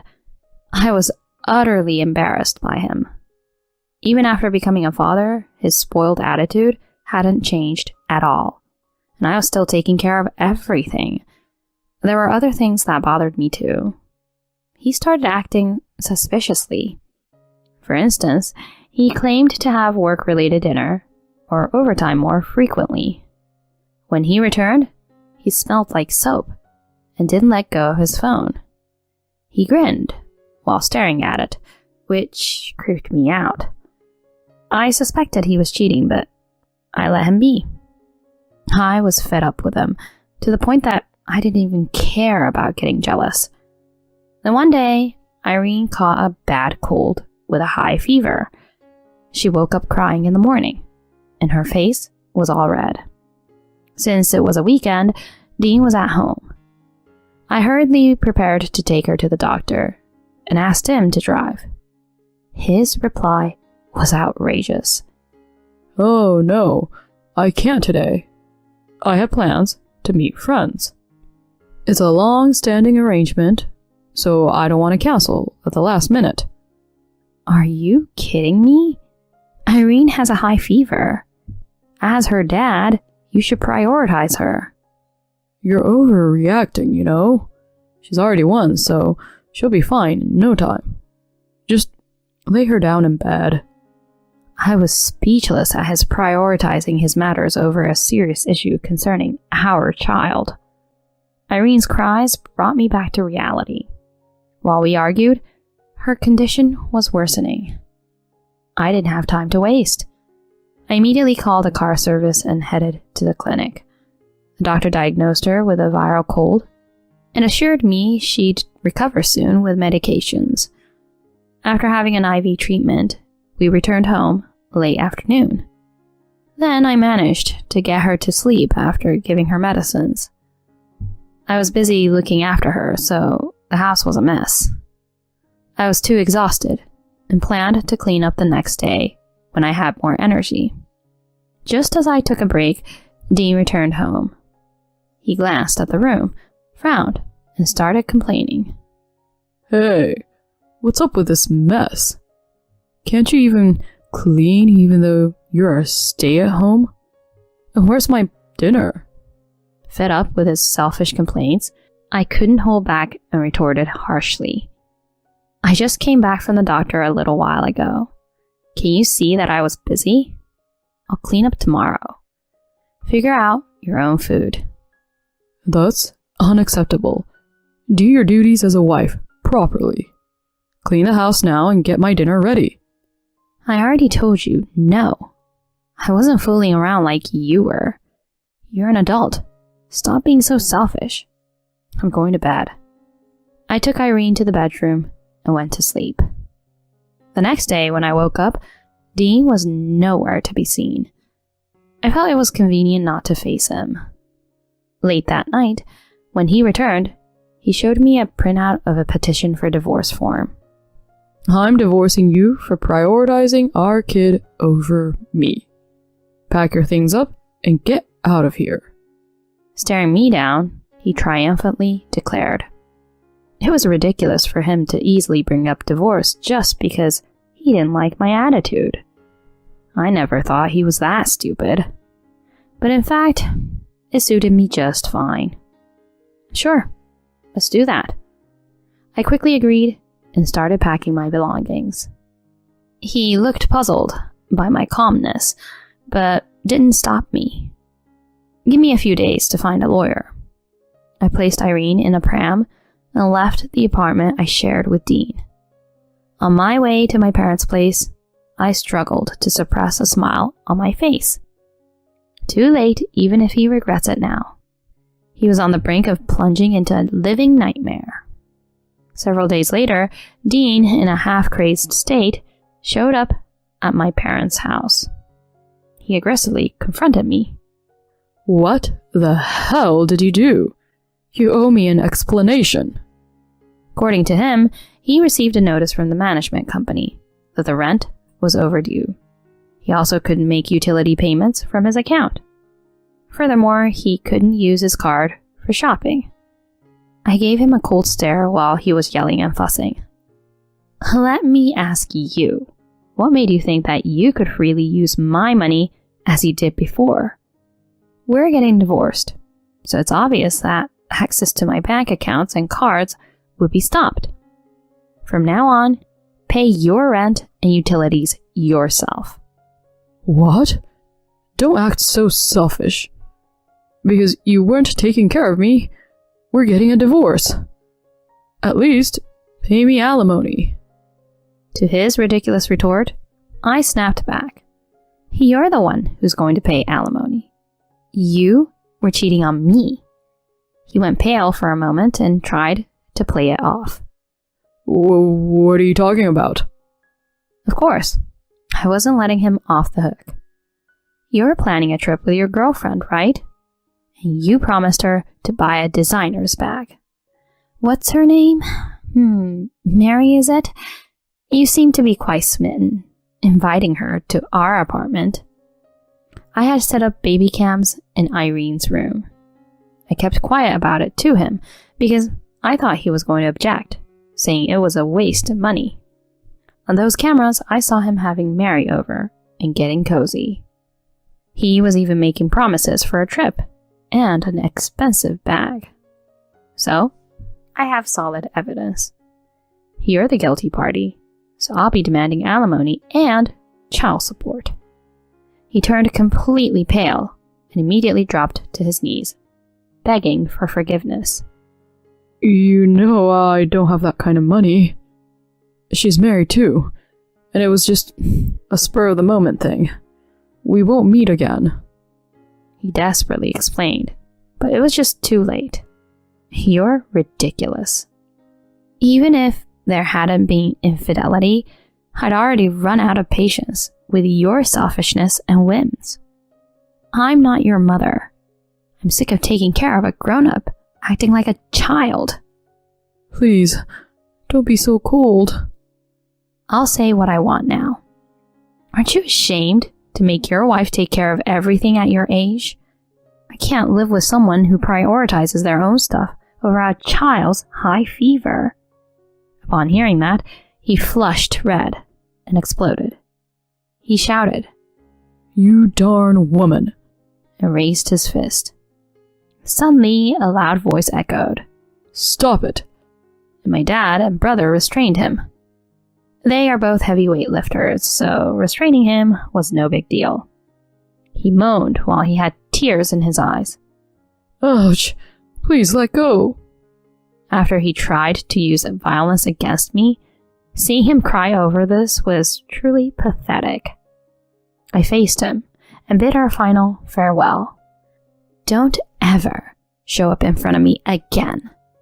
Let's handle everything through lawyers from now on.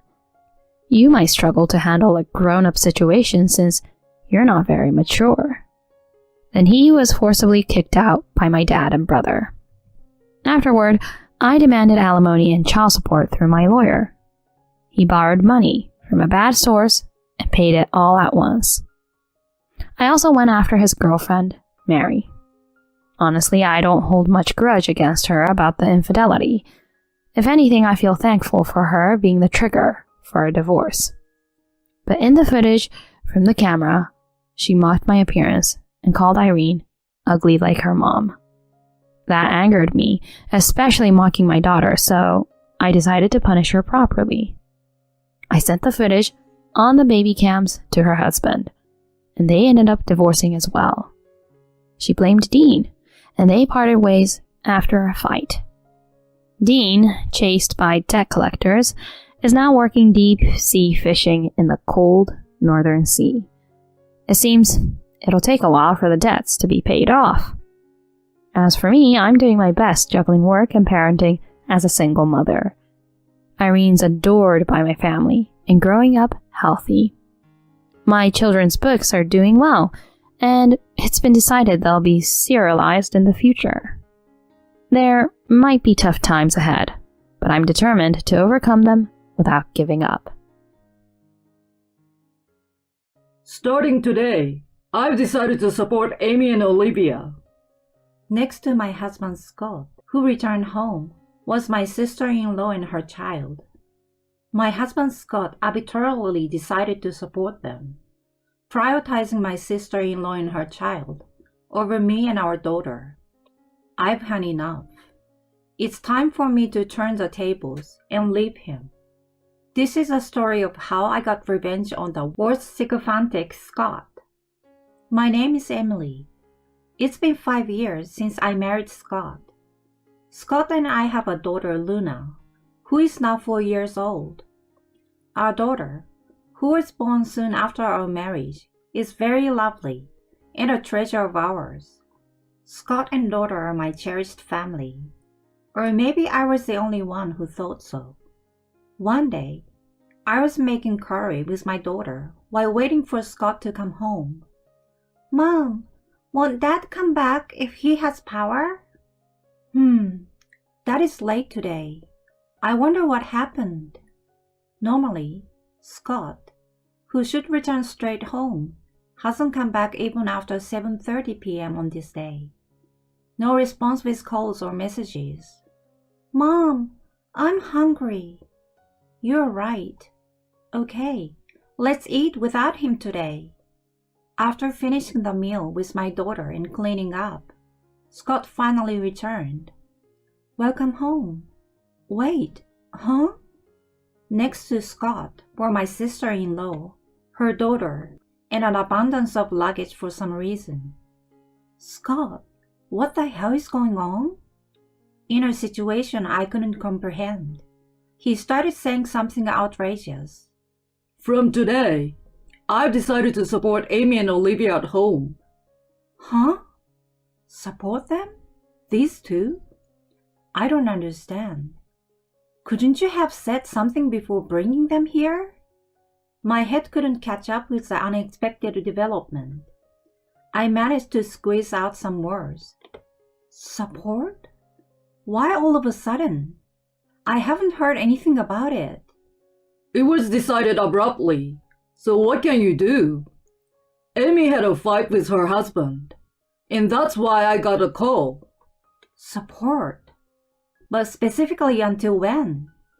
We don't have extra rooms in our apartment. I expressed my concern indirectly, but my husband seems indifferent. Just lend your room. Huh? Mine?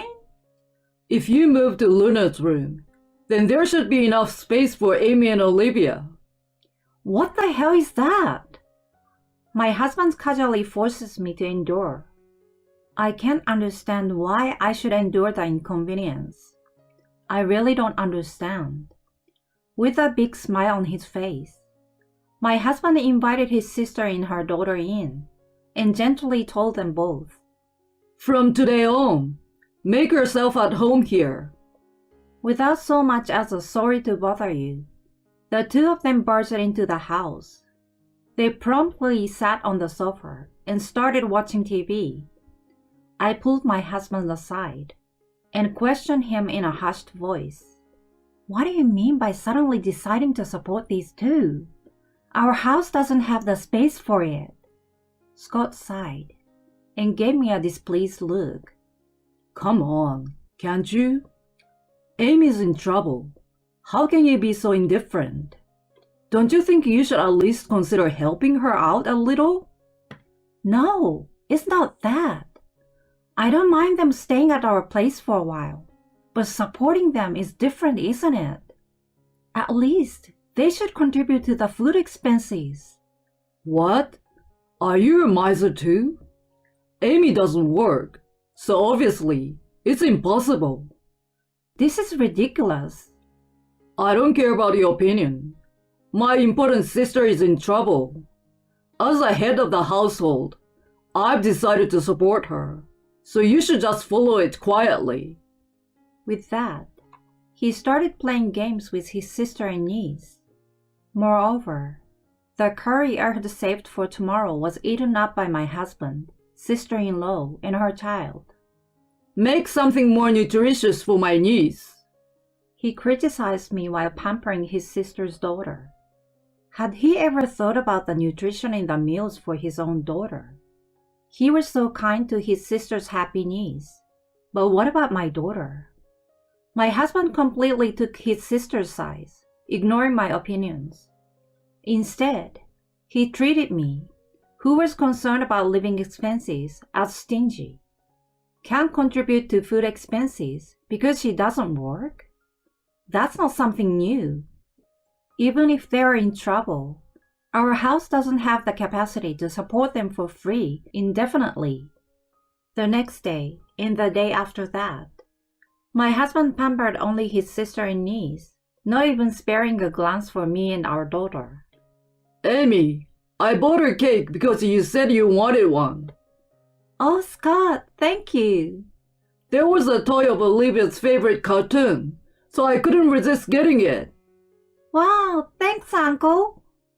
The cake is only for my sister and niece, and of course, the toy is solely for my niece. My daughter and niece are about the same age. I think that my daughter is young enough to want cakes and toys. However, just a little more patience. If my sister-in-law and her husband make up, they will leave this house. And then, our family life will return. That's what I told myself, somehow controlling my anger.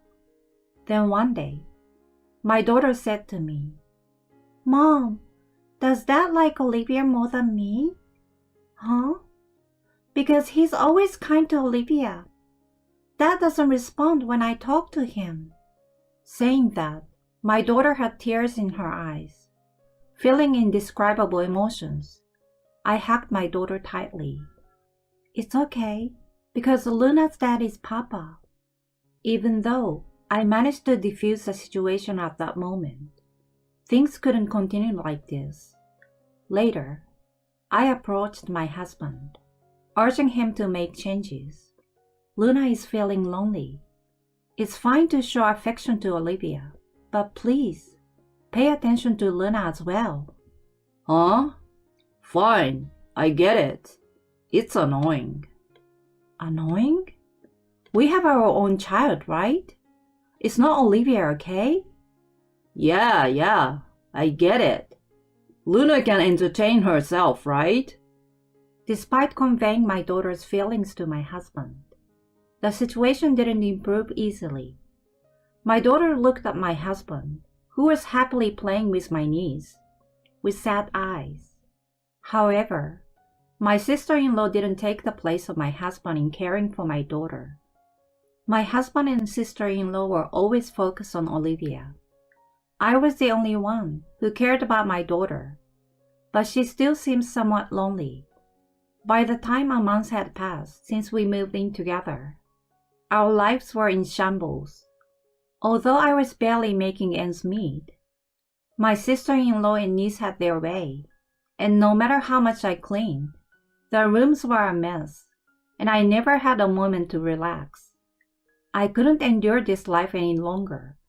Finally, I approached my husband and brought up the conversation. I've had enough. Seriously, think about what we are going to do in the future. What's gotten into you all of a sudden? We've been talking about this for a while, haven't we? Our living conditions are getting tougher. And what about Amy and her daughter? You're not thinking of living together forever, right? It can't be helped, right? She's still having issues with her husband. Then, you should either divorce or have a serious talk, right? It's been a month already. I've reached my limit.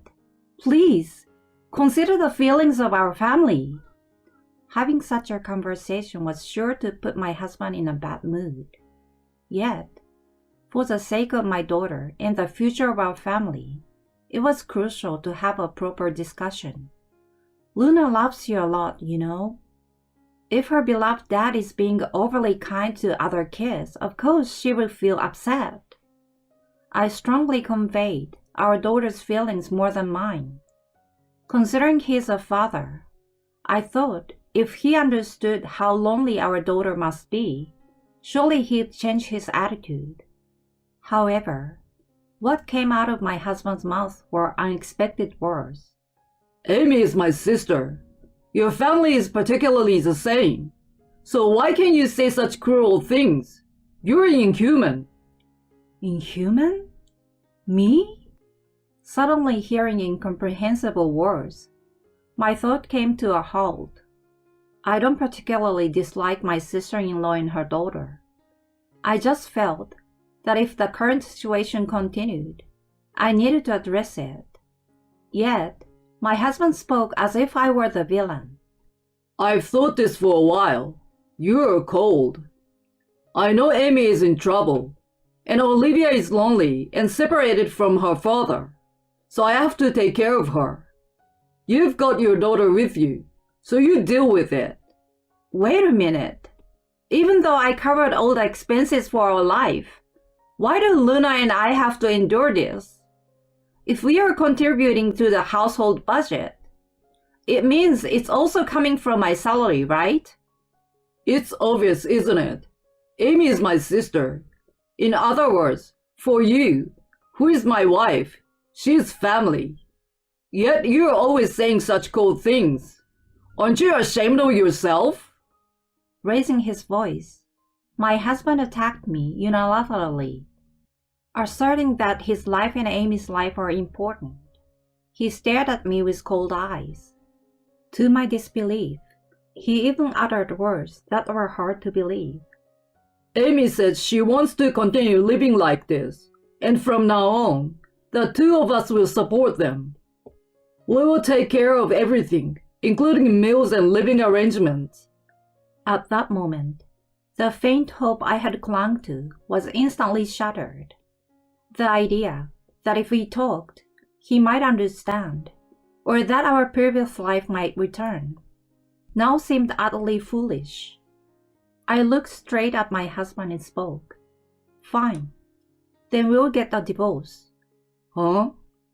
My husband wore an unbelievably foolish expression, as if he couldn't comprehend my statement. After a brief silence, he stared directly at me. Divorce? What are you suddenly talking about? It's a joke, right? I wouldn't joke about something like this, would I? If you're going to ignore my feelings, then I won't consider yours either. I will only do what I think is best for Luna and our happiness. It seems he hadn't anticipated the idea of divorce being brought up. Provokingly, he challenged me with an indifferent attitude. Huh? What are you talking about? Divorce? There is no way you can raise Luna by yourself, right? Certainly. Raising a child alone would be tough, but it's much better than continuing this life. If you are going to say that, then file for divorce. I will sign it. But if you later say, I don't want a divorce after all, it will be too late. Did he think I would refuse? I took out the green paper I had prepared and handed it to him with a pen. Presented with the divorce papers, my husband froze, continuing to glare at me without making any effort to fill it out. What's wrong? You said you'd willingly write it, right? No. Clearly flustered, I forced the pen into his hand. Come on, sign it. You said you would sign it, didn't you? No, that was just a joke. Huh? A joke? You said it's late to say later that you still don't want a divorce. You talk a big game, but in the end, you don't want to get divorced. Shut up! Fine. I will sign it if that's what you want. Having signed his section, he thrust the paper toward me. There, it's signed. Now there's no room for complaints, right? Now get out. You're in the way. I calmly say back to him, No, you're the one who is leaving. What? What is not the right response? Did you forget that this apartment is contracted under my name? Oh. Also, ever since you started supporting your beloved sister, even though you put in money, it wasn't enough, and I covered everything. And you still wanted to continue living here? Are you stupid? Are you okay? At that moment, a voice shouted from behind, Hey, what's going on? My sister-in-law ran over to my husband and grabbed his collar. Scott, what on earth is going on? You said we would always stay here, right? Was it a lie? Amy, it's not like that. Don't lie.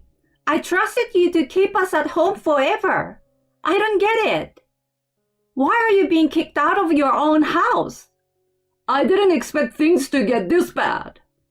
What? Make things work out with your own wife. What did you say? Frustrated with the pointless quarrel between the foolish siblings, I threw their luggage out of the entrance. Hey, wait a minute. What are you doing? My sister-in-law approached me, but now that I've decided on the divorce, I have no obligation to treat her kindly.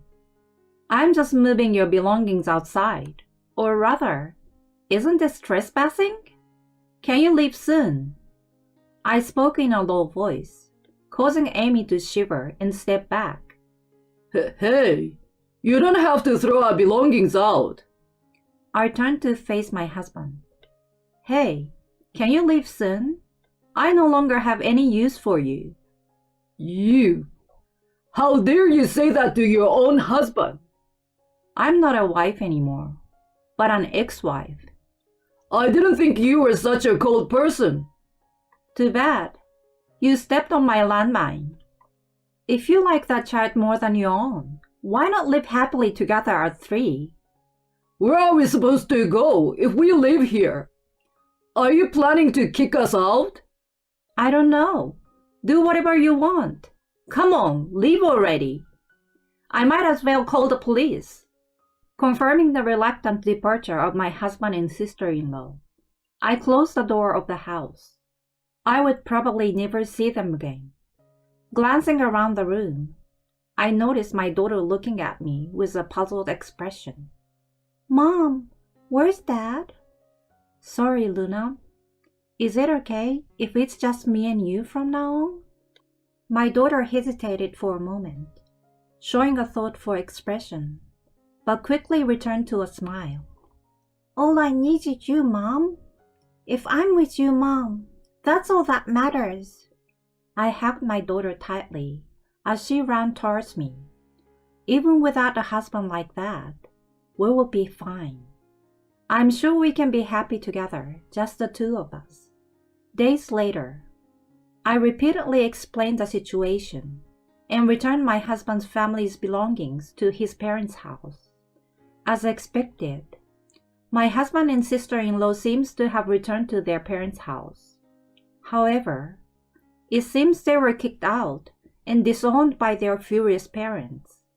They are currently living in a small apartment, rented with my ex-husband's money. Well, if that's what they wished for, it's their problem. I learned later that the reason for the dispute between my sister-in-law and her husband was her spending habits.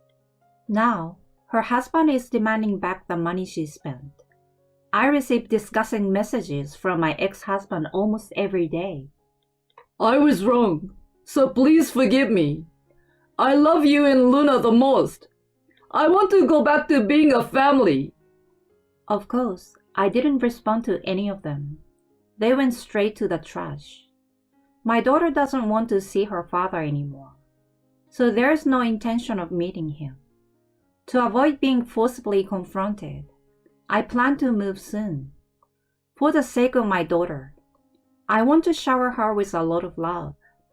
Even without a father, I hope she can find happiness in her life.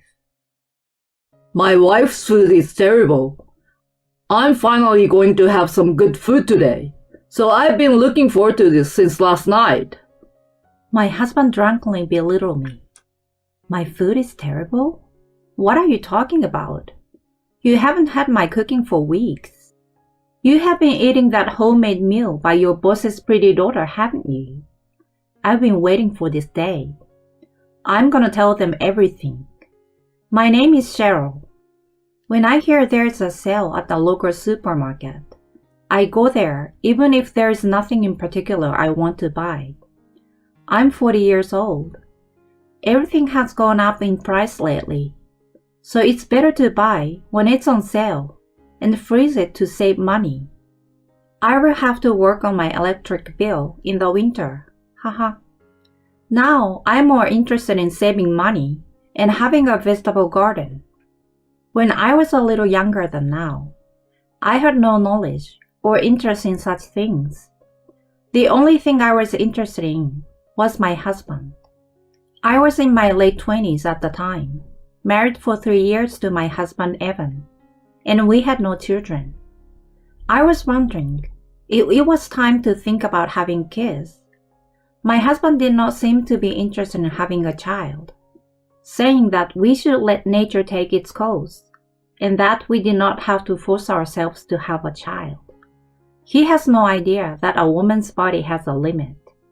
Before we got married, my husband was the one who used to talk about having 2 children. Could it be that he doesn't want children anymore? Or is it a problem of financial insecurity due to the fact that my husband has not been promoted or paid well in years, even though his company has a high salary scale? There were a number of things that came to mind, but I couldn't get an answer from my husband, and all I could do was fumble around. Gradually, my husband became reluctant to discuss the possibility of having children. He would snap at me and say, Why not just the 2 of us? It's not that we can't just be a couple. I love my husband and want to be with him forever. But it is also true that I want to have children, and it was extremely difficult for me to choose between the 2.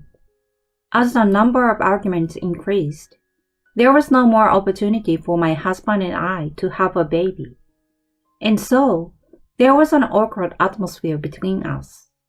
I don't know whether it was because of this or not, but my husband also stopped coming home for work, and the gap between us grew deeper and deeper. This made me reflect on the fact that I may have been too busy with thinking about having children. My husband may have had his own feelings, but I may have been putting my own wishes first, I thought. When I stopped talking about the child, my husband's attitude became calm, and it seems as if things were back to normal. However, it had become a tradition for us to have dinner every year on our wedding anniversary at the restaurant where he proposed to me.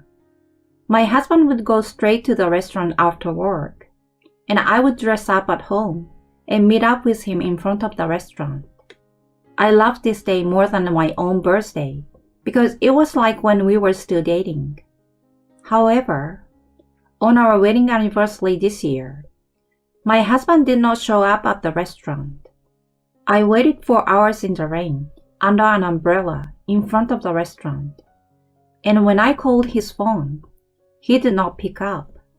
When I came home, he was sitting on the couch having a glass of wine. "Where have you been?" "Oh." He saw me all dressed up and remembered what day it was and apologized. It seems he had completely forgotten about our anniversary. I had written it on the calendar at home, but my husband didn't see it. My dissatisfaction with him about not wanting to have kids, and him not telling me how he really feels. I couldn't stop my feelings that I had been pretending to ignore from overflowing in my heart.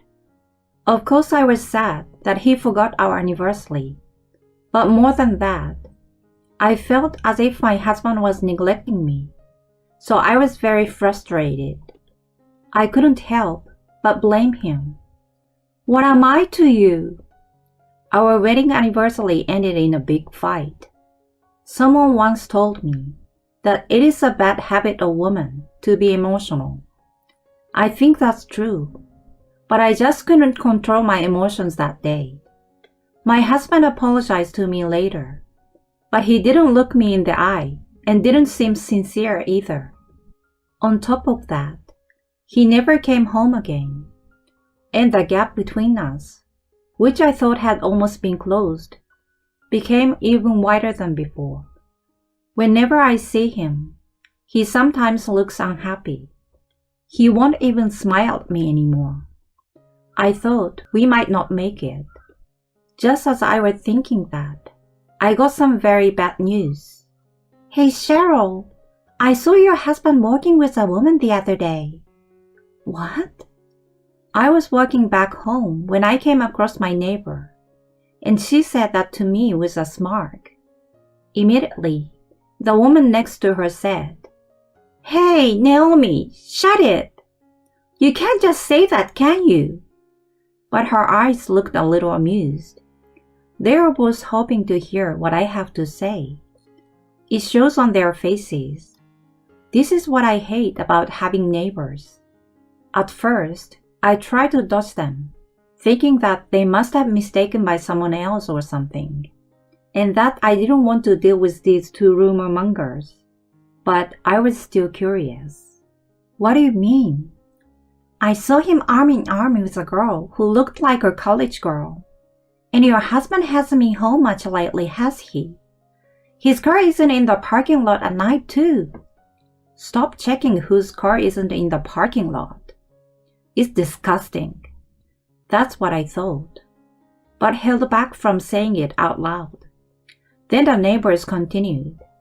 "He's cheating on you, right?" They were looking at me as if to say, "Tell us something more interesting." My husband cheating on me is not possible. But is it true that he's with a college girl? How on earth did they know each other? Maybe I'm looking in the wrong place. I want to believe my husband, but the way things are going, there is a good chance that he's really in love with her. But without proof, I didn't want to believe it yet. I thought the neighbors wouldn't know the details anyway. It's just a misunderstanding. I decided to just let the conversation slide. And later, I went to a detective agency to investigate my husband. About a month later, my husband's company held an annual party. It's a party that is attended by the company bosses and employees, as well as their families every year. Of course, I attended the party with my husband. No, I'm telling you, my wife's food is so bad. That's why I'm looking forward to a good meal today. My husband, who was a little drunk, said this to a junior colleague who was sitting next to him. The junior doesn't know what to say back to my husband. No. I think that's a little too much to say. Haha. He's smiling nervously. No, it's true. I've been eating really bad food lately. He keeps insisting that my food is bad. Okay. I know it's not what I planned. But since he's trying to pick a fight, what are you talking about? You eat at your mistress' house every day. By bad food, you mean your boss's daughter's cooking, right? The CEO and his wife, who were sitting behind me, gasped and turned around. My husband was looking at me with his mouth hanging open. What? What are you talking about? Are you drunk already? Mistress? My boss's daughter? What are you talking about? My husband tried laughing at me. You're the one who is drunk, aren't you? You haven't eaten my cooking in ages. You must have mistaken me for someone else because you're drunk. I didn't miss the look of shock on my husband's face when I said that. Then, the CEO and his wife came in. The boss's daughter? Are you talking about my daughter? I was going to bring this up with the CEO and his wife at the end of the party. But my husband has moved up the schedule. I was going to reveal everything here anyway. My dear husband, get ready to go to hell. I nodded silently to their question and pulled out a photo from my bag. I showed them a picture. The picture showed my husband and a young woman coming out of the hotel arm in arm. The CEO and his wife turned pale when they saw it. But my husband remained puzzled because he had not seen the picture yet. This is... The CEO and his wife glared at my husband. What is it? Show me the picture. My husband looked troubled in the face of the unusual anger of the CEO and his wife, and pulled out the photo from my hand. What? My husband's eyes go wide, and he goes rigid. That's the one you are having an affair with, right? You knew? You've got to be kidding me. You're messing with my daughter. The boss tried to grab my husband by the chest. My husband dodged his boss's attack, but was stunned as if he had no idea what was going on. Your daughter? You didn't know? She's their daughter. What? He sounded like he was about to faint. Seriously? My husband looked at me and the picture oddly. He finally understood his position. The CEO and his wife told my husband, I will listen to what you have to say. We, the CEO and his wife, left the area and invited the daughter to another room to discuss the situation. Their daughter showed up after being summoned by her parents. Caroline is still a college student. I heard she is smart and as beautiful as an actress.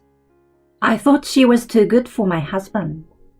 Caroline met my husband at the party her friend invited her to. My husband had told her that he was single, and he had always kept his wedding ring off while they spent time together.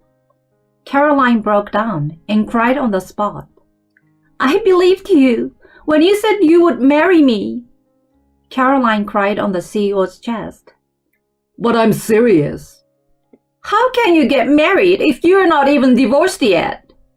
Caroline's mother yells at him. Right. My husband's voice became smaller. You wanted me to divorce you because of the thing about having a child, didn't you? That's why you are suddenly not interested. He looked back at me with a puzzled look on his face. How did you know? I know, because the detective agency told me that you wanted to get a divorce before anyone found out about the affair. You didn't want to pay me alimony when I found out about the affair, right? You wanted to pretend that you suffered emotional distress because your wife kept insisting on having a child. It seems that you have put a lot of thought into it, huh? My husband didn't argue with my words. Instead, he kept looking down with a pale face. He didn't even make eye contact with me. You are a disgusting excuse of a man, you know that. The boss yells at my husband too. I apologize for what I did to your daughter, but I really meant to marry her. Shut up! If you're serious, you should get a divorce and tell her how you feel. You started out cheating on your wife, so what's the point of being serious? Can you believe that? The husband was at a loss for words when Caroline came to him and said, I can't believe anything you say now. Caroline was in tears. Don't you ever hang around my daughter again. You're fired. No way. My husband was more shocked by this than hearing Caroline's words. This is all that I wanted. I'm divorcing you too. I want alimony. I don't understand why this is happening. I beg your pardon? I don't understand why this is happening. Didn't you create this mess? And what you said earlier about the food being bad. I'm going to tell them. Tell them what? What? Weren't you just telling everyone that Caroline's cooking was so terrible? Even though she had probably worked so hard on it. Poor Caroline. Oh, wait. Don't say that. Why are you in such a panic now? You're the one who started the whole thing, aren't you? The guy who organized the party where you and Caroline met told me all about your situation. You said that she's cute, but the only thing that's not good about her is that she doesn't cook well. She will make a good wife, you said. But that's much like being a married couple. You're going to have to work, go home, and a home-cooked meal is an inevitable part of that. Yeah, you said you've been wanting a good meal for a while. Shut up, Cheryl. I won't shut up. You said you were looking forward to today's food because Caroline's cooking is so bad. In other words, stop it. The boss and his wife stared at me and my husband as we argued. Caroline is sobbing into her father's chest, while he is staring at my husband through clenched teeth. The CEO's hand was clenched so tightly that it looked as if he might break something. No, sir, this is not. My husband tried to make excuses, as if it were a joke, but it was too late. There was no way the parents could stop their anger at him for wronging their daughter. The CEO and his wife start slapping and hitting my husband. Isn't that assault? Maybe. But if it were me, I'd have done that. It would be unforgivable for a parent to have their young daughter, who is still in college, be treated like that. Besides, my husband was her first boyfriend. I don't think it's right for an adult to have a date with a college girl. And I also wonder about Caroline's friend, who had invited her. I also think Caroline should be a little more aware of the world. But it's still a case of an adult cheating a younger person. Whatever the background, it is 100% my husband's fault for pretending to be single and having a girlfriend when he's supposed to be married. I think he should be thankful that he lived through the slapping. My husband seems to finally understand what he had done. In the end, he was fired from the company and had to pay compensation to Caroline, as declared by the CEO. The CEO of the company has a number of group companies, including affiliated companies and regular clients, and it seems that he issued a directive not to hire him ever again. Needless to say, this made my husband's job hunting quite difficult. We divorced after making sure that the alimony and property rights were taken care of. He lost his place of residence because I got the house as part of the property division, and he moved back to his parents' house. But when his parents found out the truth about the divorce, They kicked him out. It seems that he was unforgivable, not only for cheating on me, his wife, but also for having laid his hands on a college girl who was still a minor until recently, and deceiving her. Furthermore, my in-laws demanded that he apologize to me. So I received another letter of apology. It is totally unacceptable, especially for someone of his age to have to be told by his parents to apologize properly. My ex-husband himself seems to regret having lost his life over an affair, but it was too late. At his new job, he's working in an environment that is friendly to upper management, but very unsympathetic to the staff, and so he's working for about half of his former salary. It is not easy for a man in his 40s to change jobs, so he has no choice but to stay there. He lamented that he couldn't get a promotion at his old job because of the seniority system. I guess he would have been happier. I, on the other hand, remarried at the age of 30 to a man I met through a friend. We just had a baby girl, so we are now a family of 3. No, I'm sorry, I lied. My daughter is now 4 years old. I actually have a boy now too. My daughter is so naughty. She's so naughty that she hides things and plays peekaboo. Recently, catching bugs seems to be her favorite hobby, and my purse was once covered with bugs. My daughter says, "It's a surprise for you, Mommy." It's hard for me, who hates bugs. Ha ha ha.